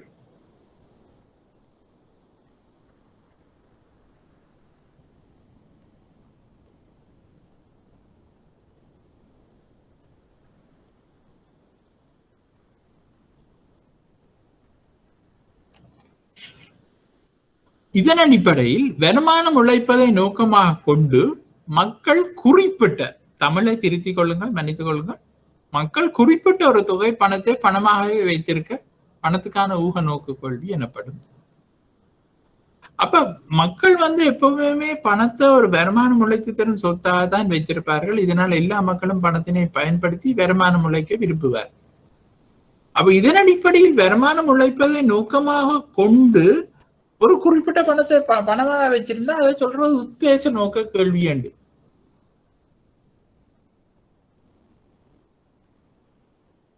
அப்ப எதிர்காலத்துல வட்டி வீதம் அதிகரிக்கும் என்ற எண்ணத்துல இன்றைக்கு முதலிடாம நாங்கள் எதிர்காலத்துல முதலிடுவோம் என்ற எண்ணத்துல அந்த பணத்தை வச்சிருப்பினோம் என்று சொன்னால் அதை நாங்கள் சொல்றது உத்தேச நோக்க கேள்வி. பணத்தின் உத்தேச நோக்க கேள்வி வட்டி வீதத்தினால் தீர்மானிக்கப்படுகின்றது. வட்டி வீதம் அதிகரிக்கின்ற போது பணத்தை வைப்பிலிட்டு கூடிய வருமானத்தை உழைக்க முடியும் என்பதால் பணத்தின் உத்தேச நோக்க கேள்வி குறைவாக இருக்கும். மாறாக வட்டி வீதம் குறைவடைகின்ற போது பணத்தின் உத்தேச நோக்கில் வைத்திருப்பதன் மூலம் கூடிய வருமானத்தை உழைக்க முடியும் என்பதனால் பணத்தின் உத்தேச நோக்க கேள்வி உயர்வாக காணப்படும். அதாவது எதிர்காலத்துல வட்டி வீதம் உயரும் என்ற எண்ணத்துல நான் இன்றைக்கு கூடுதலான காசை இன்வெஸ்ட் பண்ணாம வச்சிருந்தேன்னா அதை நான் சொல்றது கூடுதலான உத்தேச நோக்க கேள்வியை நான் கையில பணத்தை வச்சிருப்பேன். வட்டி வீதம் நாளைக்கு குறைய போகுதுன்னு நினைச்சேன்னா இன்றைக்கு இன்வெஸ்ட் பண்ணிடுவேன். அப்ப இன்றைக்கு இன்வெஸ்ட் பண்ணிட்டேன்னா என்னோட கையில இருக்கிற கேள்வி வந்து குறைவாக பணம் குறைவா இருக்கும், என்ற உத்தேச நோக்க கேள்வியும் குறைவாகத்தான் இருக்கும். அப்ப மேலும் இழிவு வட்டி வீதத்தில் பணத்திற்கான ஊக கேள்வி நோக்க கேள்வி முடிவிலியாக காணப்படும். இந்த நிலை பொருளியல்ல திரவ பொருள் நிலை என்று நாங்கள் சொல்லியிருக்கிறோம். திரவ பொருள் நிலை என்றால் அது லிக்விடிட்டி ட்ராப் என்று சொல்லுவோம். அதாவது உதாரணமா என்னன்னா ஒரு மினிமம் ரேட் ஒன்று உள்ளது. இப்ப நான் சொன்ன அந்த வட்டி வீதம் கூடினா நாங்கள் கூடும் என்று சொல்லிக்கொண்டு நான் கையில வச்சிருக்கிற காசோ இல்லாட்டா வட்டி வீதம் எதிர்காலத்துல குறையும் என்று சொல்லி போட்டு நான் கூட இப்ப இன்வெஸ்ட் பண்றது எல்லாத்துக்கும் ஒரு லிமிட் இருக்கு.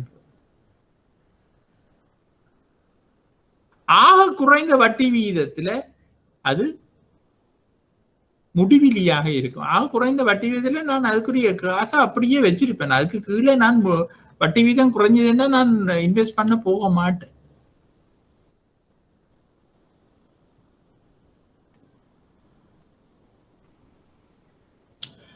அப்ப இந்த இழிவு வட்டி வீதத்தில் ஊகநோக்க கேள்வி முடிவிலியா இருப்பதற்கான காரணம் என்னென்று சொன்னா, எதிர்காலத்தில் வட்டி வீதம் அதிகரிக்கின்ற போது கூடுதலான பணத்தை வைப்பு செய்து கூடிய வட்டி வருமானத்தை உழைக்க முடியும் என்று கருதி இழிந்த வட்டி வீதத்தில் பணத்திற்கான ஊகநோக்க கேள்வி முடிவிலியாக காணப்படும்.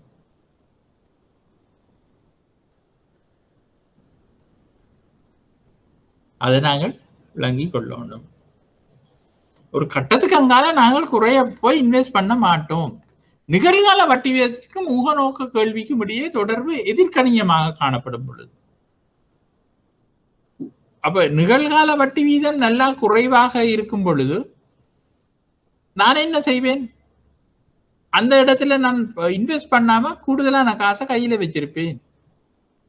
அப்ப அங்க அந்த தொடர்பு எதிர்கணியமாக இருக்கும். எதிர்கால வட்டி வீதத்துக்கும் ஊகநோக்க கேள்விக்கும் இடையான தொடர்பு நேர்கணியமாக இருக்கும் பொழுது, எதிர்காலத்துல நிறைய வட்டி வீதம் உயரப்போகுது என்று நான் நினைச்சு கொண்டு கூடுதலான காசை கையில வச்சிருப்பனாக இருக்கும் பொழுது, அப்ப இப்படியான சந்தர்ப்பங்கள்ல இந்த திரவ பொருள் நிலை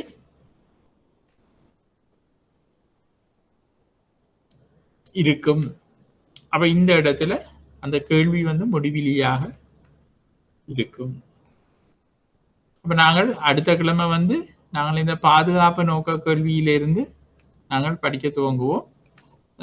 இன்று நேரம் சரியாக இருப்பதால் நாங்கள் இத்துடன் இந்த வகுப்பை முடிவு செய்து கொண்டு, தயவு செய்து நீங்கள் ஒவ்வொரு முறையும் தொடர்ச்சியாக ஒழுங்காக நீங்கள் வகுப்புக்கு வருவதானால் தயவு செய்து அதை ரிவைஸ் பண்ணிக்கொண்டு வாங்க. படித்ததை ஏற்கனவே படித்து கொண்டு நான் தரும் டியூட்டையும் வாசித்து கொண்டு வந்தீங்கள் என்றால் நீங்கள் சில நேரங்களில் கேள்வி கேட்க வேண்டிய சந்தர்ப்பங்களும் ஏற்படும். ஆகவே நேரம் சரியாக இருப்பதால் நாங்கள் இத்துடன் வகுப்பை நிறைவு செய்து கொண்டு அடுத்த வாரம் சந்திப்போம். வணக்கம்.